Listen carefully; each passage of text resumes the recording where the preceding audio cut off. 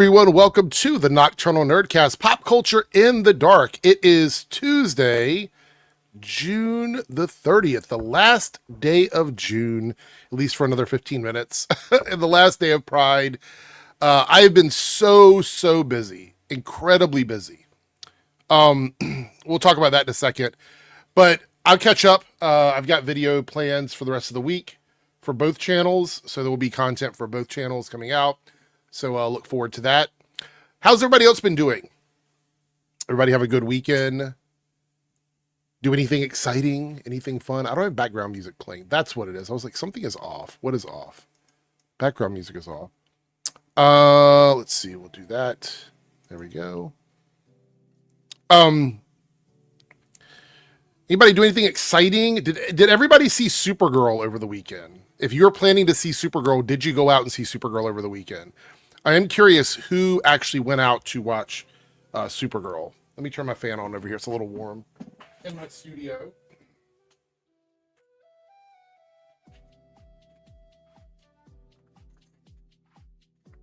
Saw Toy Story on Sunday. That's cool. Did you like it? Did you not like it?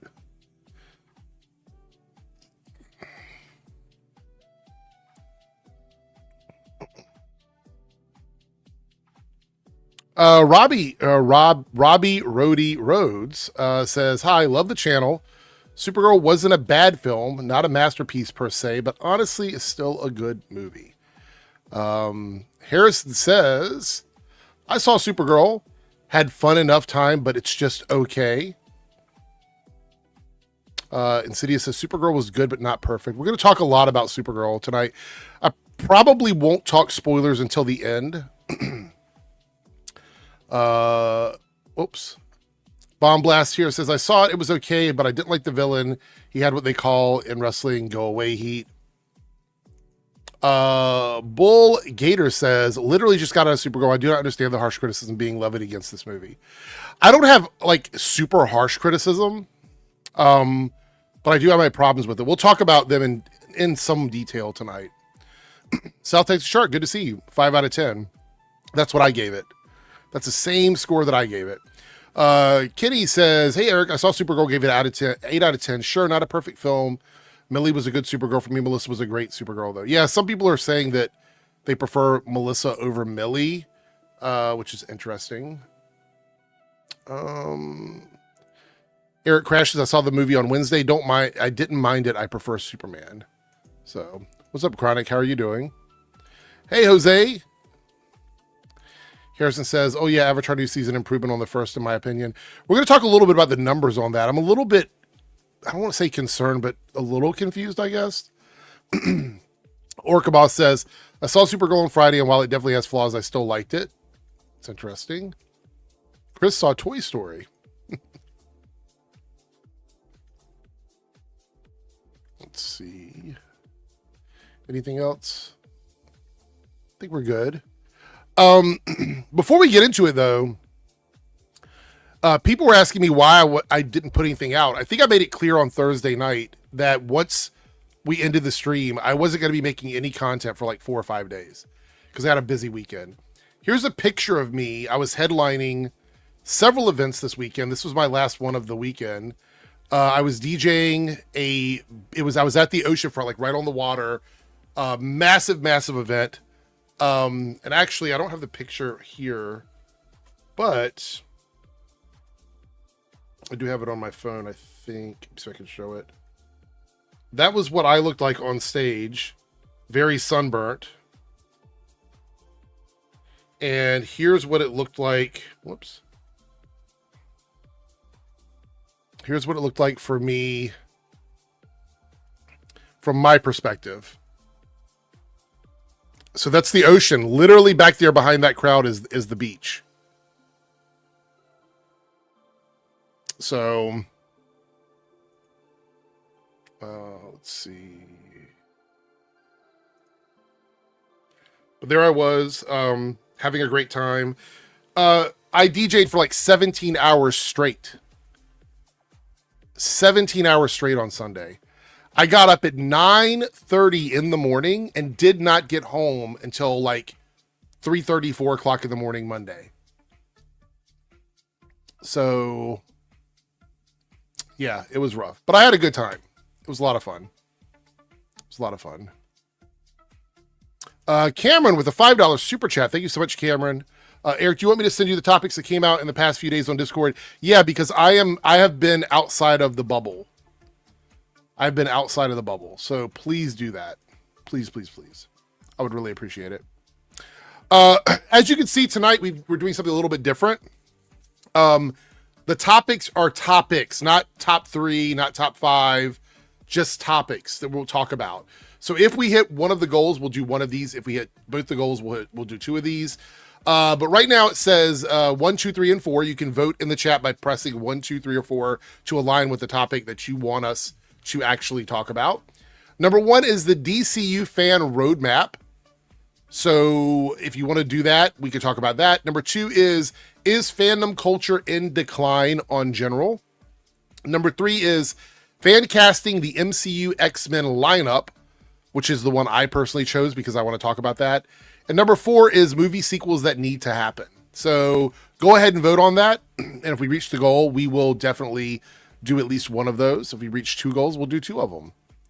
Did I DJ the Great American State Fair? It was kind of quiet, I heard. I was busy all weekend, but I heard it was quiet up there. Jose says, people are saying Avatar Season 2 live action is ass, and it sucks. I have my opinions on it. We'll talk about it here in a moment. Let's say Jaybird says Eric's living his best life. It was a lot of fun. If you're following me on Instagram, I posted a lot more pictures over there of the events that I was doing and everybody that I worked with. But yeah. Salam says, how have female superhero movies done since 2020 and the rise of the Chuds? The one I can remember is Black Panther 2, and that had other circumstances pushing it. How strong is their reach? I don't want to give them that much credit. I don't think it's their reach. I don't think it's what they're doing. They are a byproduct of the larger problem, but their individual reach doesn't have much to do with it. It's just echo chamber stuff because of culture. I guess we'll go ahead and talk about Supergirl a little bit. Let's see here. Let me move the widget over in the corner. There we go. X-Men 97 season 2, I believe, drops in 3 hours and 6 minutes. So, all right. So this is a look at the opening weekend for Supergirl. Okay. Cinema score was a B-, which isn't great. Usually a B+ is as low as you want to go with a fandom related movie, tentpole movie. You want that A range or a B+. Rotten Tomatoes, 54% critics, 76% verified audience scores. Now, I don't put too much faith into Rotten Tomatoes. Like, we all know how I feel about Rotten Tomatoes. It's not something I care too much about, but it does give us sort of an idea to some degree, as long as it's not been, review bombed or whatever. It gives us an idea of what people are thinking. And so we have 76%. So the movie is still well received by the general audience. The critics were much harsher on it. And I can kind of see like why, you know what I mean? We'll talk more about that when we get to my portion where I'm discussing the details of the movie. So the opening weekend was pretty much a disaster. Pretty much a disaster opening. 38 million is awful. It's no other way to put it. That is an awful opening for a movie with this much buzz around it. People say that I'm a shill or I'm unfair or whatever. No, I mean 38 million is not good. It's not good, right? There's no sugarcoating that. 30 million international, also not good, but based on what it did domestic, I mean, it almost matched domestic totals for worldwide opening of 68 million, which is what they kind of wanted. They wanted to see that number much closer to, I think, 100 between the two totals. And they were looking for upwards of a 55 million domestic opening. So what happened? What went wrong with Supergirl? It wasn't the fact that Millie Alcock is ugly. That's ridiculous. That's fucking ridiculous. I saw so many channels talking about how unattractive she was and, she wasn't sexy enough and stuff like that. Like, that's just, I don't think anyone wasn't going to the movie because they weren't going to see Supergirl in a thong with cheeks out. Maybe maybe I'm being too optimistic about society, but I just don't believe that's the case. And I don't even know how you would prove that, to be honest. So I'm just going to go with my gut, and my gut tells me that's not why. It's not why people didn't see the movie. The other thing people were saying was that the movie was woke. Like, it was woke garbage or woke trash or whatever. There's nothing woke in the movie. The movie was too, in my opinion, mediocre to even try and push a narrative. It just wasn't really... I don't think the what am I trying to say here? I don't think the script did a good job of taking the best elements of the story. If that makes any sense. There are a lot of things in the comic that I enjoyed. One of the things that they changed in the movie pretty drastically is the narration that we get in the comic, which is through Ruthie. Although it is a Supergirl comic book, Ruthie is the one telling the story. And the story takes place over a much larger period of time. And so, going from the comic to the movie, they couldn't take the amount of time that they took in the comic because this is connected to the DCU. Right? It's a story that's connected to a larger world. So they couldn't do what they did in the comic book in that regard. And so Ruthie narrating it was one of the better parts because you are seeing Supergirl as a character through Ruthie's eyes. And I think taking that out of this movie did sort of, for me, in terms of like the story, and I'm not talking about whether you had to read the comic or not. Like, you guys know how I am. I don't think you should have to read anything to understand a movie or a TV show. I think those things should stand on their own. But I actually think narratively, removing Ruthie as the main person telling the story actually was the beginning of the foundational issues with the script of the movie, in my opinion. That's just my thoughts on it. We did have somebody drop in. Let me see who it is. Oh, Joe has arrived. What's up, Joe? How are you doing? All right. A little groggy. I fell asleep, and then I woke up and was like, oh, I'm awake now. I just got into the first topic. Basically, this stream is going to be talking about Supergirl and DCU. That's kind of the main thing I want to discuss. I tried to tell everyone in the chat before you got here that 38 million for this movie, regardless of how popular or not popular Supergirl isn't a good number, I think, for a movie like this. I think because they wanted a 55 million domestic opening or slightly higher, that 38 million is definitely an underperformer in terms of financial. And that was the first thing I went into, but I don't want to kind of harp on that. I wanted to talk more about the story in the movie because I feel like that's more important. Would you agree or disagree that 38 million is really not what they wanted to see for this film? Oh, it's definitely not. It's definitely not. As we always say, I don't know that this movie's going to. I don't know that this is going to be a disaster for them though, because the PVOD is going to probably do quite well. So I don't know, but no, that's not great.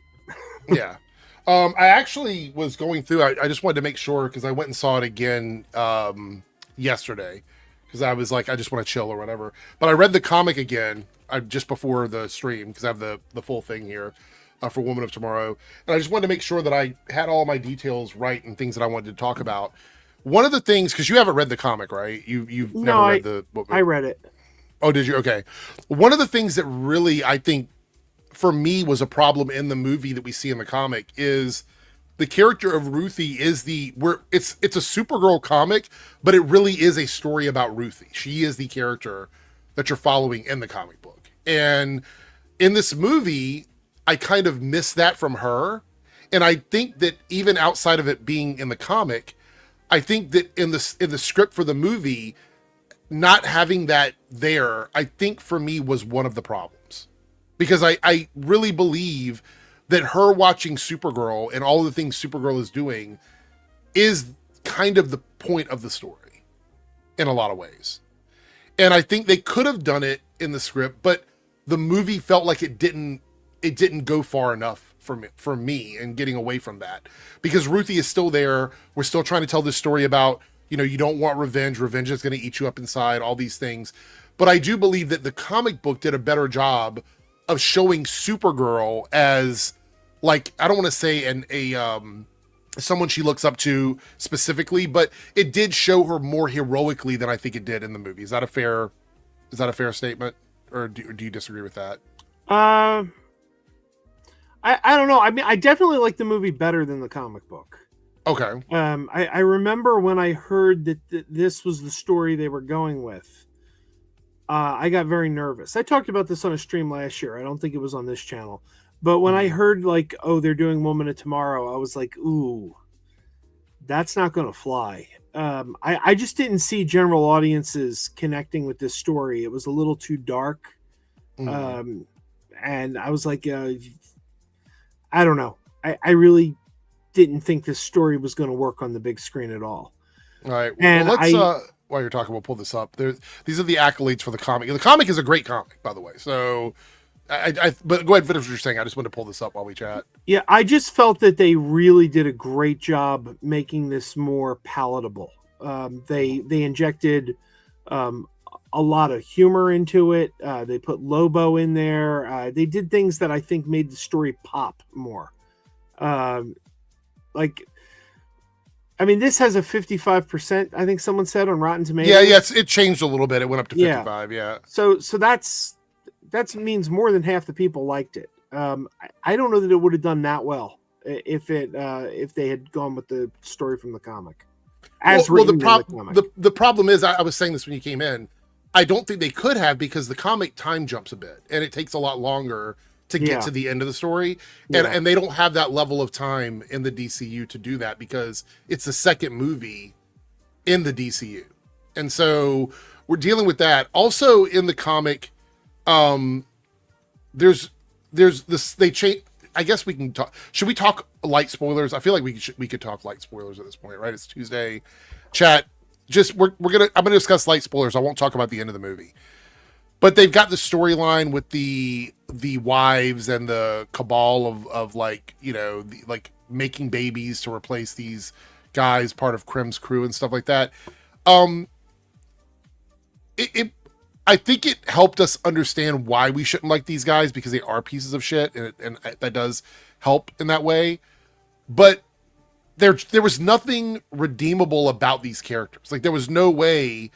Like, the movie for me was always leading to this guy has to either be locked away in the Phantom Zone, or she has to kill him, or something. Like, there's just nothing redeemable about this character. These are just evil characters.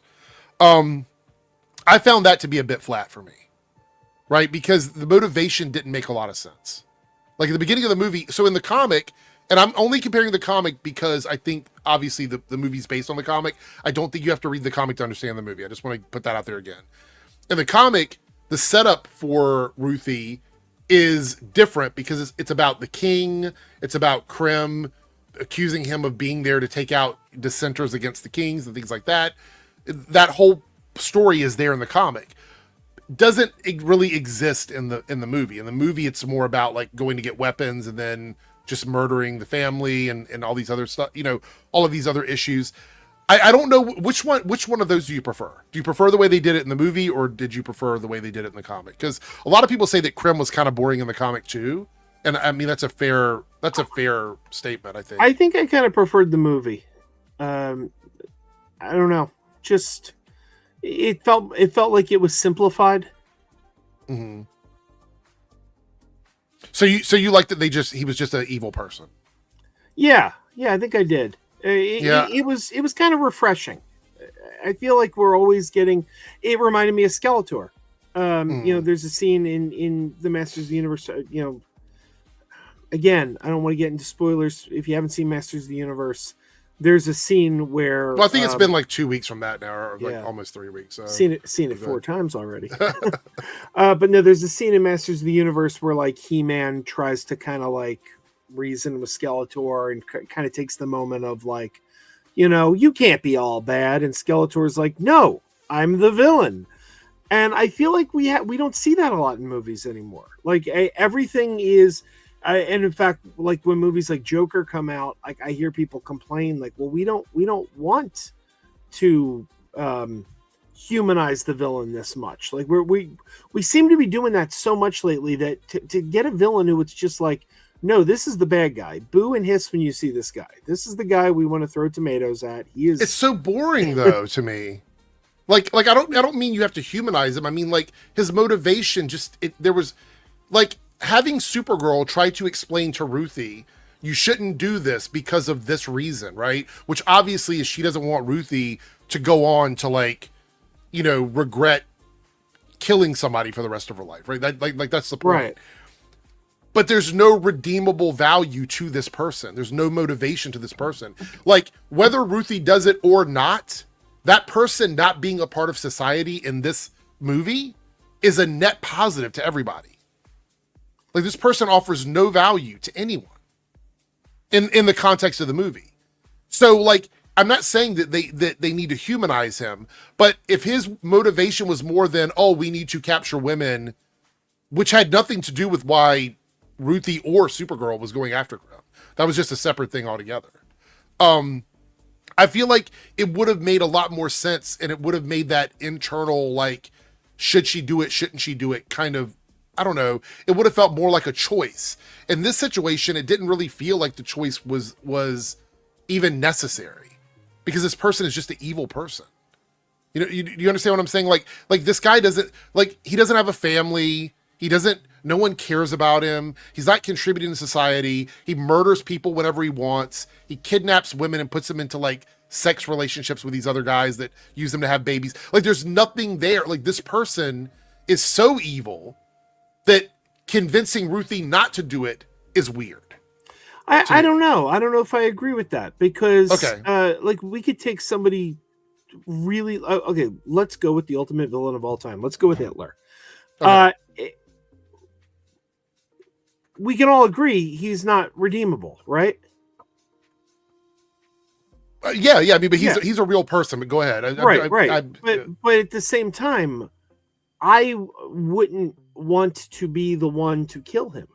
You know what I mean? Like I wouldn't want that memory. I wouldn't want to have to carry that with me, that I was the one.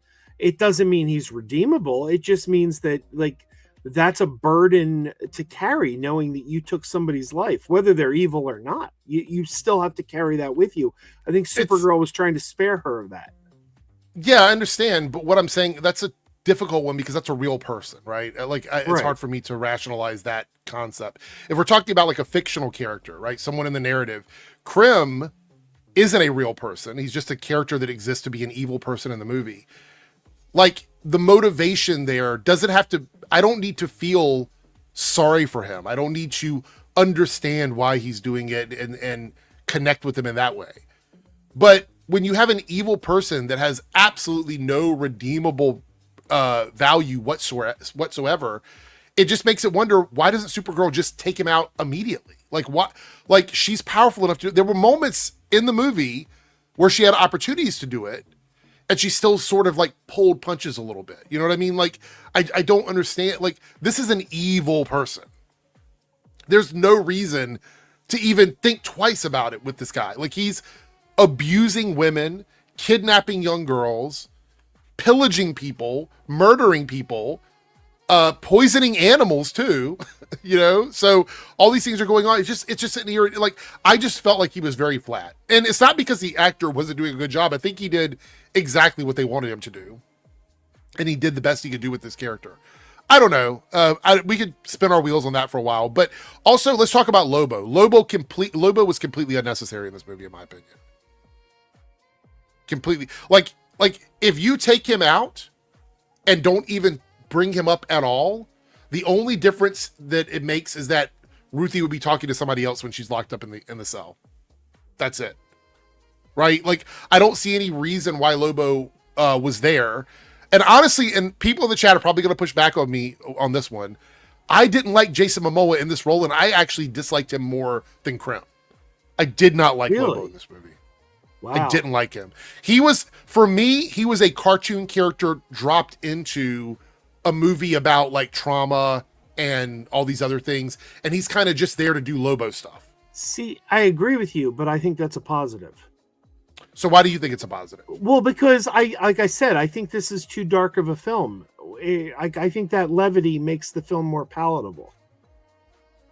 I don't need levity though. Like, see, I actually thought the film needed a little more levity. No. I actually think they should have removed a lot of the humor out of the movie. Oh, see, yeah, I don't think I would have liked it as much. I don't need it to be like super dark and you know, like Batman dreary or whatever. But I kind of wanted this movie to feel like the comic book a little bit. Like the comic book wasn't super quippy. There were like some jokes in it, but it wasn't super quippy. None of that existed in the comic book. And the story actually played towards this friendship between Supergirl and Ruthie that grows as you're reading through the comics, getting to the end of it.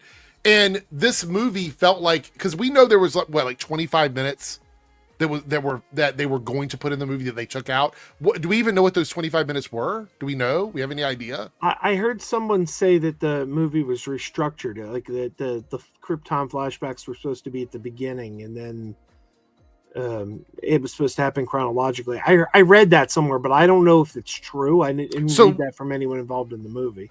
One of the criticisms is that the crypto poisoning thing.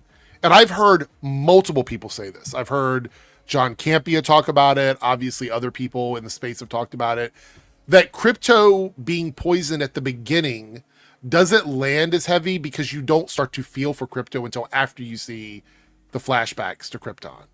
Do you agree or disagree with that? I'll tell you what I think, but I want to hear what you think first. Well, I totally disagree with that. Because personally, I feel anytime you do something to a dog that you know, that's it. You need to die. Like that's why John Wick is powerful. You hurt the dog, you got to die. By the way, I want to point out in John Wick, we accept that narrative and we don't ask for flashbacks to him and his dog. Like, I don't see anybody going, man, if we would have only had 30 minutes of him with his dog doing all kinds of fun dog stuff before that happened, maybe the movie will be better. We don't hear that criticism about John Wick. We just accept you fucked with somebody's dog, you got to go, right? Like, there's a reason there's a website called Does the Dog Die? You know, it's like we love our dogs. Yeah, no, I disagree with that criticism. And I know some people would probably agree with those guys. So Jason, I don't count this. And the reason why is I don't think you have to, again, just like with comics to movies, I don't think that people should be beholden to knowing something from Superman in order to enjoy Supergirl. I think you should be able to go, because this is the way James Gunn says he structured the DCU. You should be able to go into Supergirl and enjoy Supergirl without ever watching Superman. That's the way. That's not me. That's the way they say they structured the films. It's more like Star Wars. So you're not supposed to know everything. Jaybird says, should they have made Supergirl an adult movie instead of a family film? Well, I don't think that. I do believe there is an adult movie version of Supergirl out there. I believe there is. What do you mean? No, I believe there's an adult film about Supergirl. Oh, okay. Gotcha. No, I actually don't think this movie should. I think every movie that comes out with a superhero attached to like a property like this, you should consider what it would mean to make that movie unavailable to like a younger audience. I think you should consider that, right?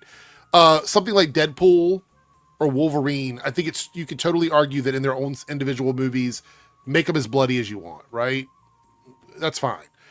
I don't think Supergirl needs to be an adult movie. Now, does that mean that you couldn't make it like a rated R movie? I mean, you could. I would have fought anyone that did that, because then you would have taken this movie away from my 10-year-old, and she absolutely loved it. Well, that's the thing, is I think they wanted this movie to speak to a generation of girls and women. And so I do feel like that would have taken away from that.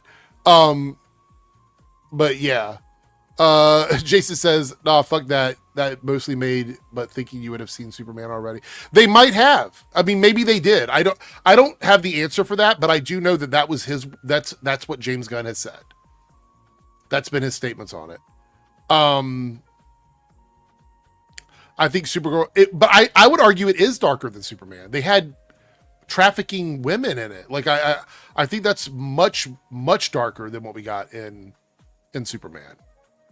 I don't think they pushed it far enough, though, and I don't mean it needed to be rated R. I just think that for me, it could have been a little bit more pulled back on the levity, whereas Joe, like, go further on the levity. So we're completely different ends on that, but it's fine. I understand what he's saying, and I could see a movie like that. I could see that, which brings me to my next thing. We'll drop this down here, and I'll pull up the poll again while we talk about this. But should James Gunn have directed this movie? Well, I mean, it would have been great if he did. I mean, I've never seen a bad James Gunn movie. Well, the reason why I asked that is he was being accused of shadow directing it, but clearly he didn't. Like this, no. It doesn't feel like a James Gunn movie to me. There are needle drops, but that's really the only thing that feels like. By the way, all the accusations that this is going to be just another Guardians of the Galaxy, that was complete bullshit. This movie's nothing like Guardians of the Galaxy. No. Unless if space, if you know, it takes place in space and there are aliens, if that's your barometer, then yeah. But then every movie in space, including Star Wars and The Fifth Element and Alien, are all Guardians of the Galaxy ripoffs. Yeah. All right, we got a couple super chats here. Cameron with a $2 super chat. Eric, I sent you 12 topics to talk about. We'll see if we get to them once we're done with Supergirl. I'll look over there, but thank you, Cameron. We will talk about some of them. Cartoon 49 with a $2 super chat. Good to see you, Cartoon. Hey, y'all. Saw Supergirl Sunday and gave it a 5 or 6 out of 10. I set around a 5. I wanted to give it a 6, but I'll be honest, I just didn't feel it. Like, I didn't feel like, for me, it needed to be a 6. I honestly, like I said in my review, I was sad because I wanted the movie to be a home run. I never said the movie was going to be $1 billion movie. You'll never find a quote of me saying that on the Nerdcast. I've always said the movie, I would be happy if the movie did like around 300 or 400. I don't even think it's going to get that far, though. I honestly don't think it's going to get to that number. I think this movie is between two films that crushed it. Toy Story was one part of the sandwich, and Minions, the next Minions movie, is the other one. And I just don't think there's any room for Supergirl to do what it needs to do in that space. And I don't know what they should have done. I mean, do you think they should have moved the date on it? Do you think they should have pushed this into August, or, you know, maybe did it earlier in the year? What do you think? I think early May or early August would have, maybe mid-August. I think those would have been better times for it. There were rumors that it was getting bumped to May. I don't know if you remember that, but there were rumors that they were planning to bump it to May, and then they didn't do it. But yeah, I think like a few weeks before Mandalorian, or you know, several weeks after Spider-Man, maybe like 2-3 weeks after Spider-Man. I think those would have been sweet spots. Yeah, I want to take time to chime in here when we talk about something like Captain Marvel, right? So Captain Marvel, not the Marvels, the first Captain Marvel. People always talk about the movie only made as much money as it made because of where it was positioned in the release schedule. And I've never argued against that. I've actually said that's part of movie making. Part of movie making is understanding where to put your movie. Like when you look at the calendar, where does this movie go? Like, is it a Halloween movie? Should I put it close to Halloween? Or is it a scary movie that I don't want to cliche it the Halloween? I want to do something in January or February. You know what I mean? Like you think about these things when you put movies out. When you put out a movie like Supergirl and you put it in between two monster franchises, that takes a lot of balls, because this is your second movie in the DCU. And it's not Batman. It's not Wonder Woman. It's not one of these heavy hitting characters. It is Supergirl, who I love, but isn't Batman, isn't Wonder Woman. Like, it's not one of these big characters. I think putting it up against Toy Story and Minions took a lot of nerve, and I don't know if it was the right decision, which goes back to like mistakes that the movie made. And I think this was one of the big ones, like not knowing where to put the movie. And James Gunn has in the past been very stubborn about where he wants his movies to come out. I also want to remind people, James Gunn and Peter Safran are not the final say on when a movie gets released. There is an entire department that talks about this and figures this out. Whoever decided to put Supergirl in this spot, huge mistake. So I'm assuming you agree with me because you said like May or August, right? Like you think it should have been another time of the year. Because in a couple weeks, it's going to be up against Spider-Man. It's just like, it's baffling to me that we did this. Do you think they stuck with this because they saw how well Superman performed compared to like, say, Fantastic Four? Because they remember a lot of people thought that was going to slow momentum for Superman. Even I thought it might. But it didn't seem to impact Superman. Do you think maybe they felt a little? I also don't think they ever expected this movie to be huge. Like, I don't think they thought this was going to be like 38 million's not. That's just, I know, but that's the thing. I think they thought that it would have done better than it did, because here's the question, and I always say when a movie doesn't open well, because people will always go, "This is the most faulty thing in the world." People will always go when a movie doesn't open well. Well, maybe it just wasn't good. Maybe it just wasn't good. No movie fails to open big because it wasn't good. Right. That's true. No, it wasn't good. You had to see it. Like a movie like Batman v Superman. Take Batman v Superman. Huge opening. Opening. Tanked in week 2 because word of mouth got out and people were like, dude, I saw that. It's garbage. You need the word of mouth to get out for people to hear that it's bad. When a movie doesn't open on week 1, that means people had preconceived notions already. They weren't even going to give this movie a chance. So my question is, do you think that the Chuds had an impact on this, or do you think it was something else? No. I have some theories, and I'll talk about it here in a second. So Zaya, this is what I talked about in my video earlier when I talked about the Chuds being wrong about it. We didn't know it wasn't going to be good until you go and see it. Right. And I totally disagree with him. I think it was very good. I saw it twice. That's what I'm saying. It's subjective. But like, if we're arguing box office, like the box office being impacted you would have seen that in the second weekend. Like, let's read through this chart here, right? So the chart that is here that I made is box office versus movie quality. So box office tells you business performance, not artistic quality. We've seen this time and time again. Sometimes asses get in seats, sometimes they don't. And that doesn't mean the movie is bad. It means that the movie just did not perform well at the box office. A bad movie is when you have like a second week drop where people go, I'm not going to see that again. I'm not telling anybody to watch it. That's when you start to see the effects of like a movie not being good, right? Opening weekend, this is what you were talking about. Opening weekend is mostly hype, marketing, brand power, and curiosity. Nowhere in that does it say you know the movie is not going to be good before you ever buy your ticket and walk into it. That is a complete fallacy argument. It's not true. Because it's impossible. It's just not only is it impossible, but also when I did my video earlier today, if you're watching from AirrickDebunks, I showed a video of Yellow Flash claiming that Mission Impossible 7 was going to do really well because he believed it was going to do well. And guess what? It did not do well. He said that he thought Barbie wasn't going to perform well, and he wasn't sure if it was going to do well. He thought it was going to drop off in the second weekend. It did not drop off in the second weekend. He actually said Oppenheimer was too serious, and he didn't think it was going to have a good box office. My point is, these people don't know any more than we know. They just don't. And the fact that they want something to fail so much and they're flop watching something is extremely anti-art. It is 100% anti-art. Completely.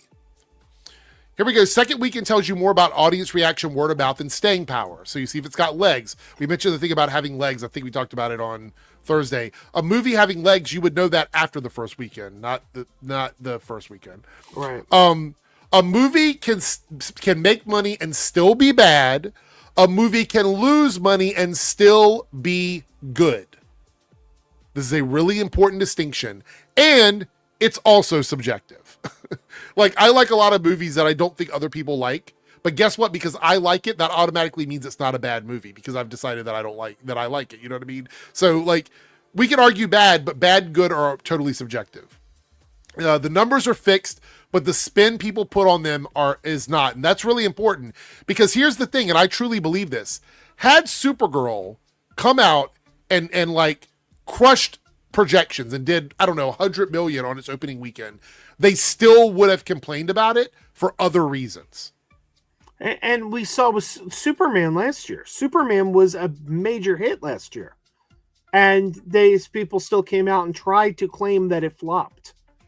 Yeah. It's like it's objectively wrong. That film was a hit. And yet people are still like, nope, it flopped. It's like they're going to say what they're going to say. They don't care. So Emperor goes, I disagree. There's no such thing, or I disagree. There's no such thing as objective bad or good when people talk about stuff like movies. So I always hate when people say a good movie didn't make money or just because you found it good.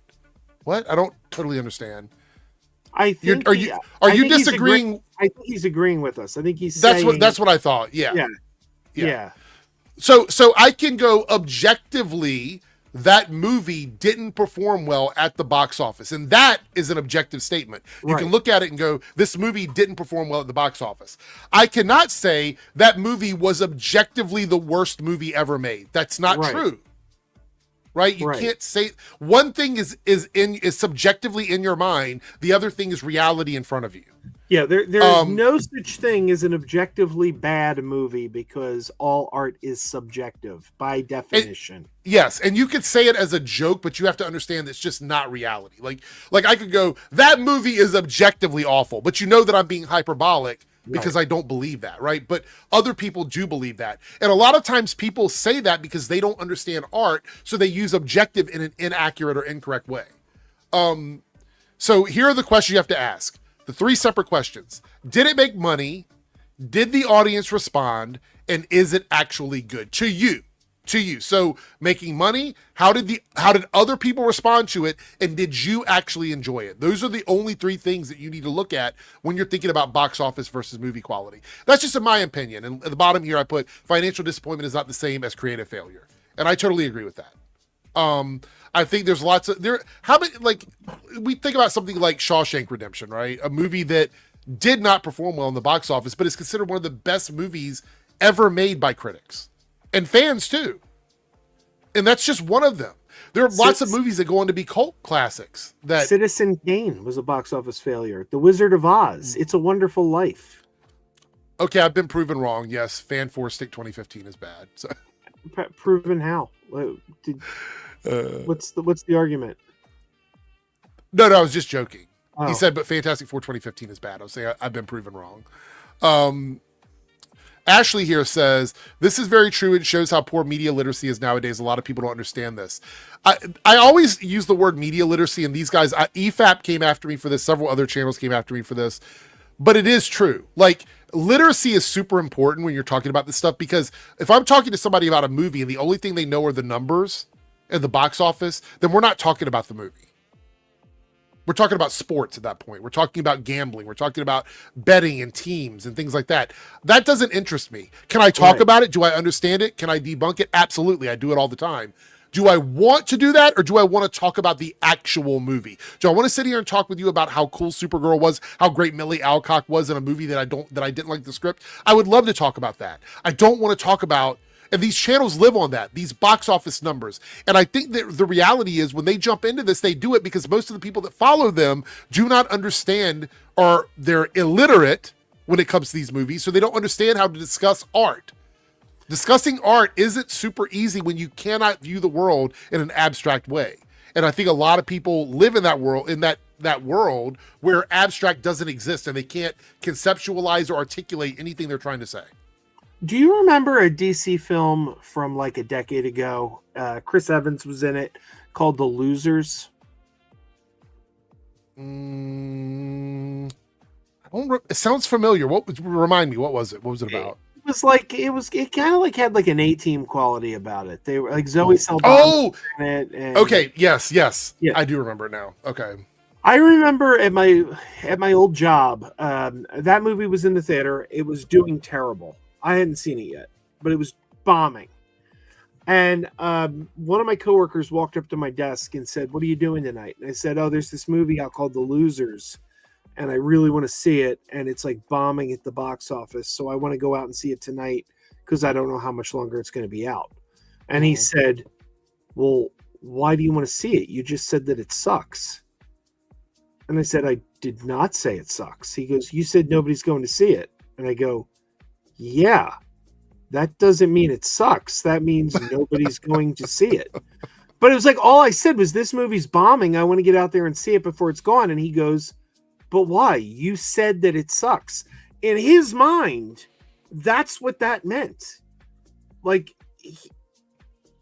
it's like that's what so fighting he against. took the word "sucks" instead of you going that it sucks that no one's going to see it. He thought that you meant that. Well, it sucks. I didn't even say it sucks that no one's okay. going to see it. Like, I just said it's bombing, so I got to get out there before it's gone. And he said, "But why if it sucks?" Like nobody, like it bombing at the box office in his mind just equated to. I want to watch that movie again now. I think I only watched it one time. Serenity says The Losers is a good comic. It's about a group of mercenaries. Good film adaptation. Yeah, the so Journey Thomas scene is here. Box office numbers are the data people use to quantify a movie quality and justify their subjective fate. True. This is absolutely true. And this is why I've said this before, is I don't think the people that are discussing movies, and we've seen this time and time again. You look at someone like Critical Drinker, you look at someone like Mahler, all these fucking projects they work on, they talk a good talk, but they don't understand how to make good art. And people say art is subjective. I have not heard anyone to me say that they like anything they've done. I feel like they don't understand how to make art. But that's just my take on it. Yeah, go ahead. Sanju Flyan says if a good movie is not entertaining, it won't work at the box office. Maybe, but at the same time, people have to go see it to know that it's not entertaining. Like you never know what your opinion is until you see something. Right. Well, I said that in my video. I earlier I said I went and saw Supergirl. When I got out of Supergirl, I decided whether I liked it or not, and then I made my video talking about the movie and the quality of the movie. That's right. Completely different from these guys who made 5,000 Supergirl videos before the movie ever came out, complaining about how attractive she is, whether or not she's woke, whether or not she likes gay people. It's not the same thing. Right. It's just not. Do you mind if I sink to the chud level for just a moment? Go ahead. Why not? They're all out there saying that she's unattractive. Yeah. Those guys couldn't get a date with someone looks like her to save their lives. I don't think that's the chud. So I have I've always said I meet people where they are, right? So right. If you are someone willing to talk negatively about how someone looks, I'm a very petty person. To me, that means you're okay with me talking about how you look. Like, that's how I feel about it. Remember the scene in Supergirl where the weird looking alien comes up to her and starts dancing and she's like, yeah, not going to happen, dude. Like if Az walked up to Millie Alcock in a bar, that's what would have played out there. So he can talk about all her appearance all he wants, but he's like, she's so out of his league. It's ridiculous. So. Yeah. I mean, like I've said this before. I feel zero guilt about talking about someone in the way they talk about someone else. Like I have no issue with that. There are some lines I won't cross. Like I'm not going to slur somebody out or anything like that. But if you're going to talk about how somebody looks or their appearance, then I assume that you're okay with people talking about yours. That's just the way I feel about it. Let's see. Larry here, channel member for 7 months. Thank you, Larry. Good to see you. Good to see you, Larry. I love Larry. Yeah. Just saw Supergirl and I thoroughly enjoyed it. And Joe, you also said you enjoyed it, right? Like you had a good time with it? Oh yeah. Yeah. And I think I enjoyed it more the second time. I don't know. The movie's got a good pace, I think. It's got a good pace. So with that being said, do you think they should have left in that 25 minutes? Hard to say. It's almost impossible to say without seeing what those 25 minutes were. But I mean, like you felt like the runtime was good with what we got in the movie. Okay. Yeah. Yeah. That doesn't mean it couldn't have been better, but I'd have to see it to know. Slightly off topic, but we'll go ahead and do this too, because you're supporting, so thank you so much. Car249 with a $2 super chat. Thoughts on the right praising Yui Bull's new film? So the one with Army Hammer, called something Vigilante, I think. It's on, you can watch the whole thing, I think, on Twitter. Citizen, is it Citizen Vigilante? I didn't know Uwe Boll had a new film. Is that the right one? I could be wrong about that. But apparently it's about like, it's an anti-Islam movie, anti-Muslim movie or something. Oh, I don't know. I was never the biggest Army Hammer fan. I thought he was okay. Yeah, I don't know. That upsets me to hear that, because to hear that he would make that kind of a movie, Uwe Boll, because I was always in his corner. Like he's one of those guys that's like, he's got such a reputation for being such a terrible filmmaker that I always wanted him to shock the world and come out with an Oscar winner, just because nobody would see it coming. Yeah. But if that's the kind of shit he's putting out, then I don't plan on watching it based on what I've heard about it, because it's one of those movies where I feel it veers into like the people on the right always say that having a gay person in a movie is propaganda. No, a movie that has anti-religious propaganda in it is propaganda. Like that's what that movie is. So I don't plan on like checking it out or even giving it a shot. You said that I missed your first, which I think you're talking about this one. I don't think I missed it, but we'll pull it back up. Supergirl Sunday gave it a 5 or 6 out of 10. I said I gave it a 5 out of 10, which is where I would put it. Where would you give it? You'd probably be a little bit more favorable on it, right? I don't do out of 10. I'm not quite sure how to rate things out of 10. That's just so many stars. Thumbs up, thumbs up, 2 thumbs down. I always go 5 stars. Okay. And I give it a 3 out of 5. Okay. All right. Gotcha. Thank you, Cartoon. Also, where are we at here? We're 3 out of 5 super chats in the debunks and 2 out of 5 in Reloaded. So thank you guys so much. $2 super chat. What did you think of Toy Story 5? We talked a little bit about this on your show very briefly, and I think we barely talked about it the other night on the stream. I liked it. I think it has a really good message. It's probably going to make $1 billion based on, I think it's almost 600 million already right now. So it's definitely going to do $1 billion, probably more than $1 billion, which is good. I think that, when you see a movie that you enjoy do well, it does feel good. But I had a good time with it. I think it was a good continuation of that story. It made sense based on where 4 left off. I really don't have anything negative to say about it. What about you? Did you enjoy it? Did you not enjoy it? I really liked it. I thought it was great. I think they're all good. I don't think they made a bad one yet. Yeah, I don't really care too much for 4. Like, it's not my favorite, but I don't think it's a bad movie. Ronan has joined us. I think 4 is my favorite of the group. But what's up, Ronan? What's up, muchachos? Viva Mexico, cabrones! How you been, man? It's been a while scheduling, so my bad if I haven't shown up in a while. I just whenever, it's always around June and July, whenever it comes to like near the Comic-Con dates, work has to be reconfigured, and then big shows start coming out and there's coverage and whatnot. So I was just like, there's no way I can join the streams every week and so on. So I've been feeling guilty, but I'm like, but today was spending some time with family. I am still kind of spending time with family. I just took a break from them for like a few minutes because we watched the Mexico game in the World Cup and we just won 2-0. And so I'm like, all right, let me just get awesome. That's great. Yeah. Take a breather, relax. Let me go revisit the boys, and then I'll go back to partying with the family and friends. While you're here, I do want, because Joe's here too. I headlined over the weekend at like 5 different events as a DJ for like several artists. And here's a picture of me actually on the beach. The water is right across from where I am. Oh shit! I was up on the stage there performing, and it was a lot of fun. And so I was really busy. Like at the end of June, which actually it's July 1st. So June was over and I had so many things going on that I just needed to like take a day to do nothing. So that was yesterday for me. I didn't even make any videos for anything. I basically was just like, you know what? I'm going to chill. Today I did 1 video for Debunks, and but it was a lot of fun. I got to headline, and it's going to open up a lot of opportunities for me. So I'm pretty excited about that. Here. So what are you sharing, Joe? Since Ronan brought up Comic-Cons, there was the Garden State Comic Fest this past weekend, and my daughter, my oldest daughter, You want me What's to share that? the picture? Yeah, You want me to share the well, picture? hang on. Let me set it up for. Okay. My All right. daughter, my oldest daughter, my 18-year-old, is obsessed. Loves the Ninja Turtles. And she said to me once, if Kevin Eastman ever comes around, I want to meet. I really want to meet Kevin. And he was going to get this Garden State Comic Fest. So we drove 2 hours to Jersey this past weekend, waited in a 4-hour line so she could meet Kevin Eastman. But he wasn't the only Ninja Turtle related guest there, and that's where this picture comes in. Okay. We got to meet the great Kevin Clash from the Muppets, and look, he had the Splinter puppet with him, and he had an Elmo with him.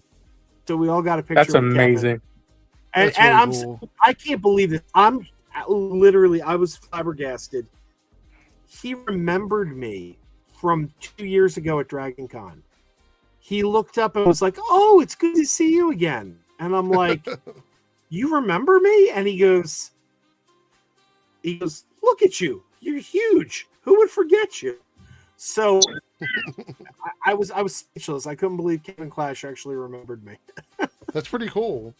I want to show That's everybody cool. quickly before we move on. Yes. Where's it at? If I can find it. I think it was like a month ago, but it's on here somewhere. My actual artist promotion from the event, because they did little promos for everybody. And where is it at? Right here. So this was my artist spotlight. I'll blow the screen up here for the event that I did over the weekend. So there they had me there. Nice. For the weekend. And that was my little promo shot they did. We went in all in. We all went in for promo photos, so that was the one they ended up using. So Getty image? Oh, what is that? As a Getty images? I think so. Yeah, that's why Nice. I shared it from my phone instead of Nice. on screen. Because Getty, for some reason, sometimes I get hit for Getty images, so I don't like to Really? put them That's up weird. on there. Yeah, it is weird. All right, so I want to get your thoughts on it, but let's read this. Let's read the super chat and then we'll do it. Cam with the $5 super chat says, also Variety made several hit piece articles on Millie Alcock and James Gunn. So the funny thing about that is a month ago, they were talking about don't talk about her or objectify her in a way that makes her feel uncomfortable. It's not cool. They were all, Team Millie, Team James, everything. They were basically trying to say, don't be that person. And now they're like, oh, flop. Like they're going off on it and like saying all these awful things about her and stuff. And it's just like, when you have like outlets like Variety and Deadline turning on you, it's crazy. I know Grace Randolph made a video clip that I saw where she said, you shouldn't be evil and mean to the trades. The trades will rip you to pieces. And I'm like, come on, Grace. Like, you cannot be on the side of talking negatively about Millie Alcock's appearance and going, well, this people are just critiquing the movie. No, they're not. It's absolutely gross. It's a hit piece. Yeah. And listen, I haven't talked to you guys how you guys felt about the movie, but like, I hope I made it clear with people who watch all our stuff, the audience we all like are surrounded by, is that like, I dug the film. Is it a great film or a fantastic film? For me, no. But is it the worst thing I've ever seen? Is it the worst thing that's ever been put on film and IMAX and television and all?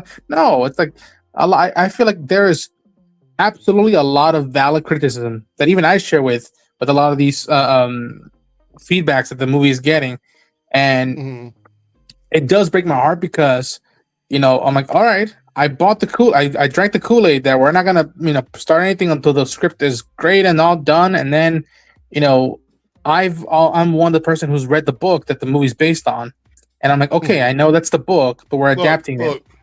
I just read it again today. I got up and read it when I woke up. So and like again, when my critiques out of it is that like, this is I've made this thing, and I'm not the one who's done it, but like, this is the second film out of the DC Studios, and it's a female-led movie.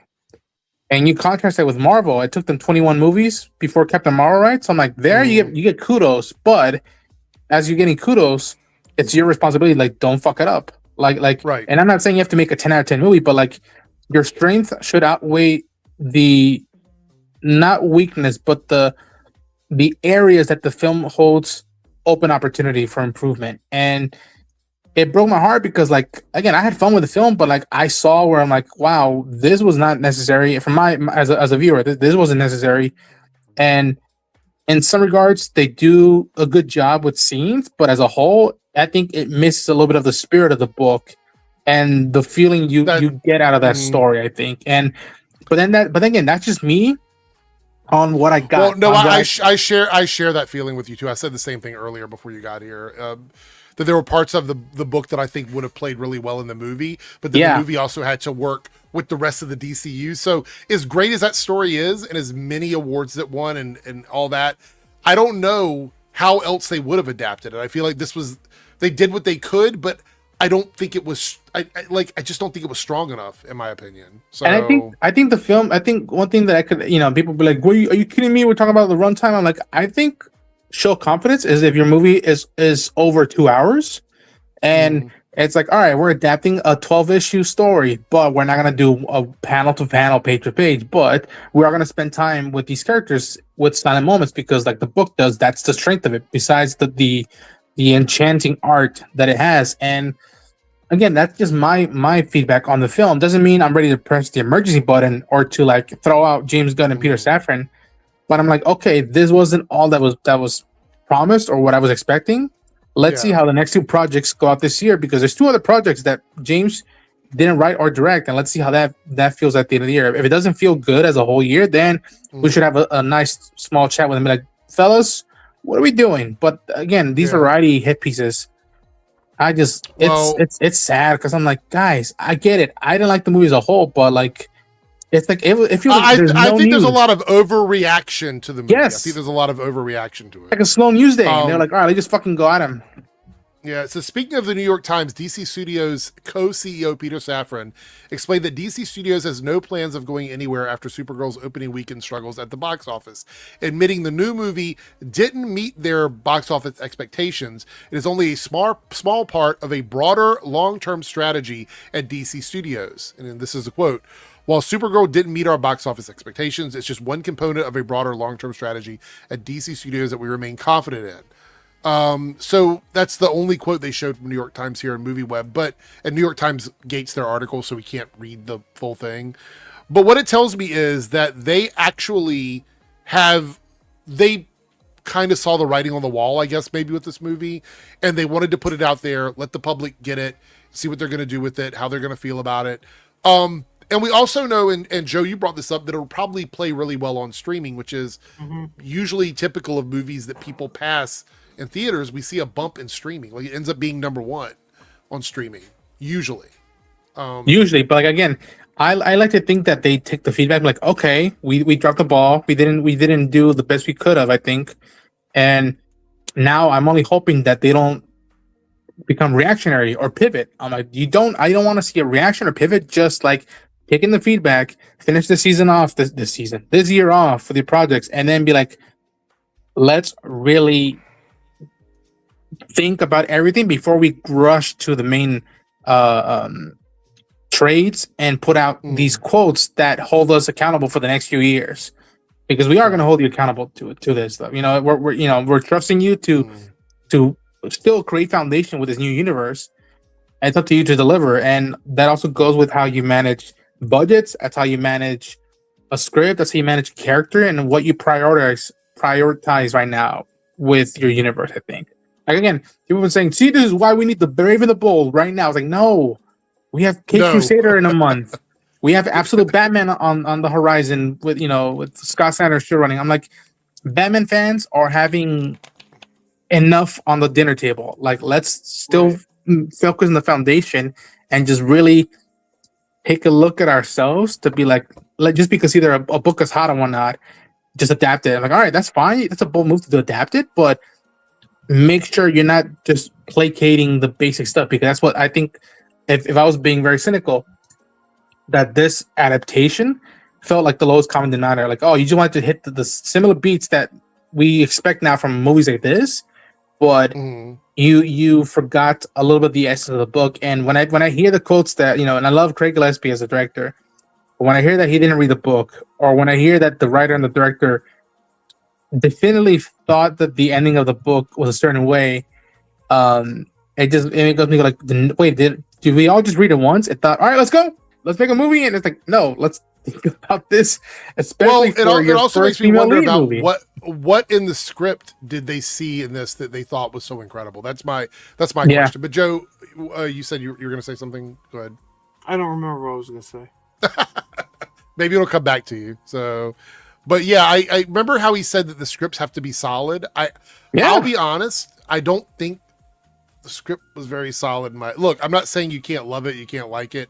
I just honestly am like, ooh, like I. And again, people panicking because she's also quote unquote in charge right now with bringing Wonder Woman and Teen Titans. I'm like, okay, I can get the concern, but like, I hope with Wonder Woman they're not going to another trade paperback or another book and be like, we're adapting this story now. It's like, no, okay, this first attempt at adaptation didn't work as a whole. Let's just make sure these characters' spirits are brought to life from the books or from the cartoons that people are aware of, and we'll see how that goes. But again, yeah, like again with Anna, I'm not ready to just throw the pitchforks at her. And when I was like, no, this wasn't an A, but it definitely wasn't an F in my opinion.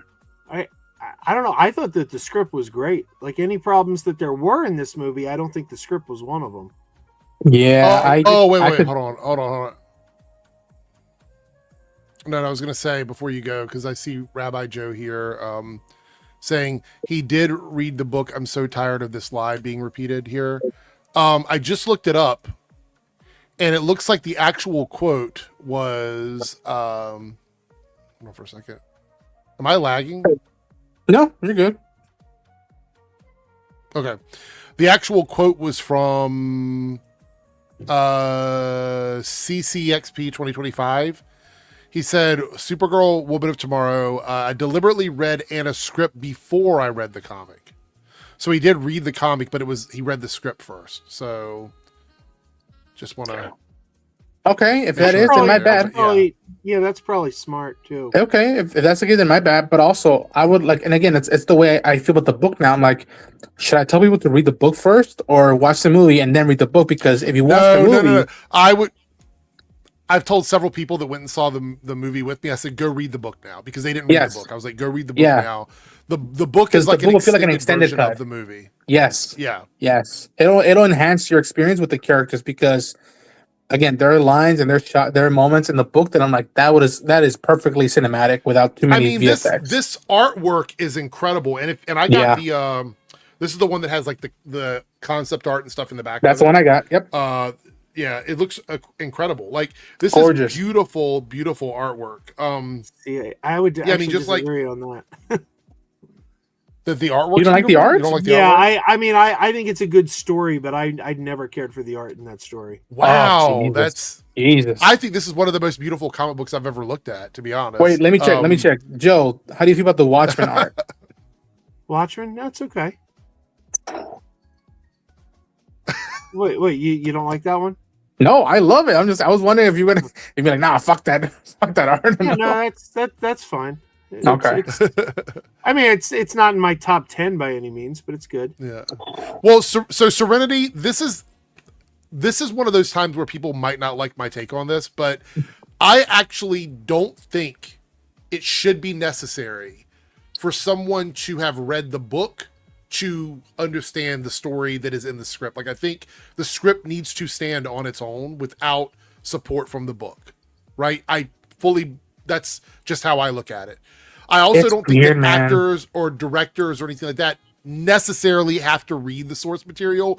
But when you're a director or you're writing the script, not an actor, but if you're a director or someone that's working on the script or whatever, I do think that understanding the source material is good. Like not necessarily just the director in that way, but the script writer definitely. I feel like if you're adapting a story as a script, writing a script, you should have read the story. That's how I feel about it. And I think, again, like you said, I don't think it's mandatory you have to read every book that is, based on what you're working on. But like, here's the weird thing, like, and it's gonna be tough because the people who do the live action X-Men, there is decades of like you could pick up any storyline and you could run with that. But like the reason why I feel like this one is something enough that people can digest, even if you're a newbie or if you never got into comics or you're a newbie, like to me, Woman of Tomorrow is digestible for general audiences. You could read that book, Mhm. and it's like it's said. It's not like you're reading decades of a storyline interconnected between books and crossover and that. So like, I think there's no issue in reading the book if you're behind an adaptation of the movie, but you read it because you know the spirit, and then you as a director and with your collaborators and writers have to do your best and knowing the difference of the mediums and be like, we have to adapt it but not forget the spirit. That's where I think they might have dropped the ball with, like, in attempting adapting it, they left a lot of the spirit in the book. And again, what I've been saying, and I don't give a fuck what Ferrari says, that they got lucky with Millie Alcock because Millie Alcock was doing a lot of the spirit work from the books, whether it was a look, it was a moment. Like, Millie did a lot of the heavy lifting, in my opinion. And I also saw some people I respected say that Millie Alcock was miscast. I completely disagree. I disagree with that. I think Millie Alcock was incredible in the role. I loved her in this role. Yeah, there's an instance where like the actress or the actor brought more to the film than the director. And again, I'm saying this as a fan and as a viewer. I'm not a professional, but I've seen too many films that, like, when you hear the same ring or you go down the same road, it feels similar, and when something else stands out, it stands out, like Millie did for me. So Jay Bird says, I don't think I'm blaming Anna. I'm leaning towards more towards Craig. I think a director is more responsible for the finished product of a movie. I think the script is the beginning process. That's what you have going into the movie. That can be changed as the movie is being made, right? So you can do that. But once the movie is out there and the director has put their vision on the script and they've stamped the script, once that comes out, it is their baby. So yeah, you could say the script might have been bad at the start or that it wasn't great or whatever. A really good director will make those changes or have those changes made, if possible, during the filming process. Yeah. So again, I think with the way they've been promoting both of them, that, like, I think there's an equal share of responsibility and accountability. But at the end of the day, it goes down to, like, who's running the ship, the captain. So the captain, either makes it with the ship or goes down with the ship. That's why you're the captain. That's why you're the director. We're going to take a look here in a second at the DCU projects we have dates for and the ones coming up, and just kind of figure out what we think about these things coming out. Let me do these super chats quickly. We got a $5 super chat from Ashen, helping to reach the goal. Thank you so much. Like the Susie McNeil song says, everybody knows I'm Supergirl. Wait a minute. And I believe with that, we have reached one of the goals over in the Debunks channel. So thank you so much for that. Go ahead, Joe. Susie McNeil? Ashen, you're not talking about Susie McNeil from the reality show Rockstar in Excess, are you? That's a deep cut. I was a big fan of that show. If that's the Susie McNeil we're talking about, then wow. That you're getting that's good accolades from Joe there. Yeah, that's no, right I haven't thought of that show in a long time. Regular Goody Two Shoes with a $5 super chat says, as a huge Supergirl fan, I hated the movie.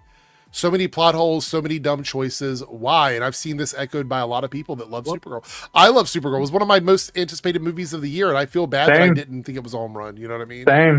What plot holes? I really liked the movie, but I didn't see any plot holes. To me, the antagonist, the villain, was not the strongest tool in the shed.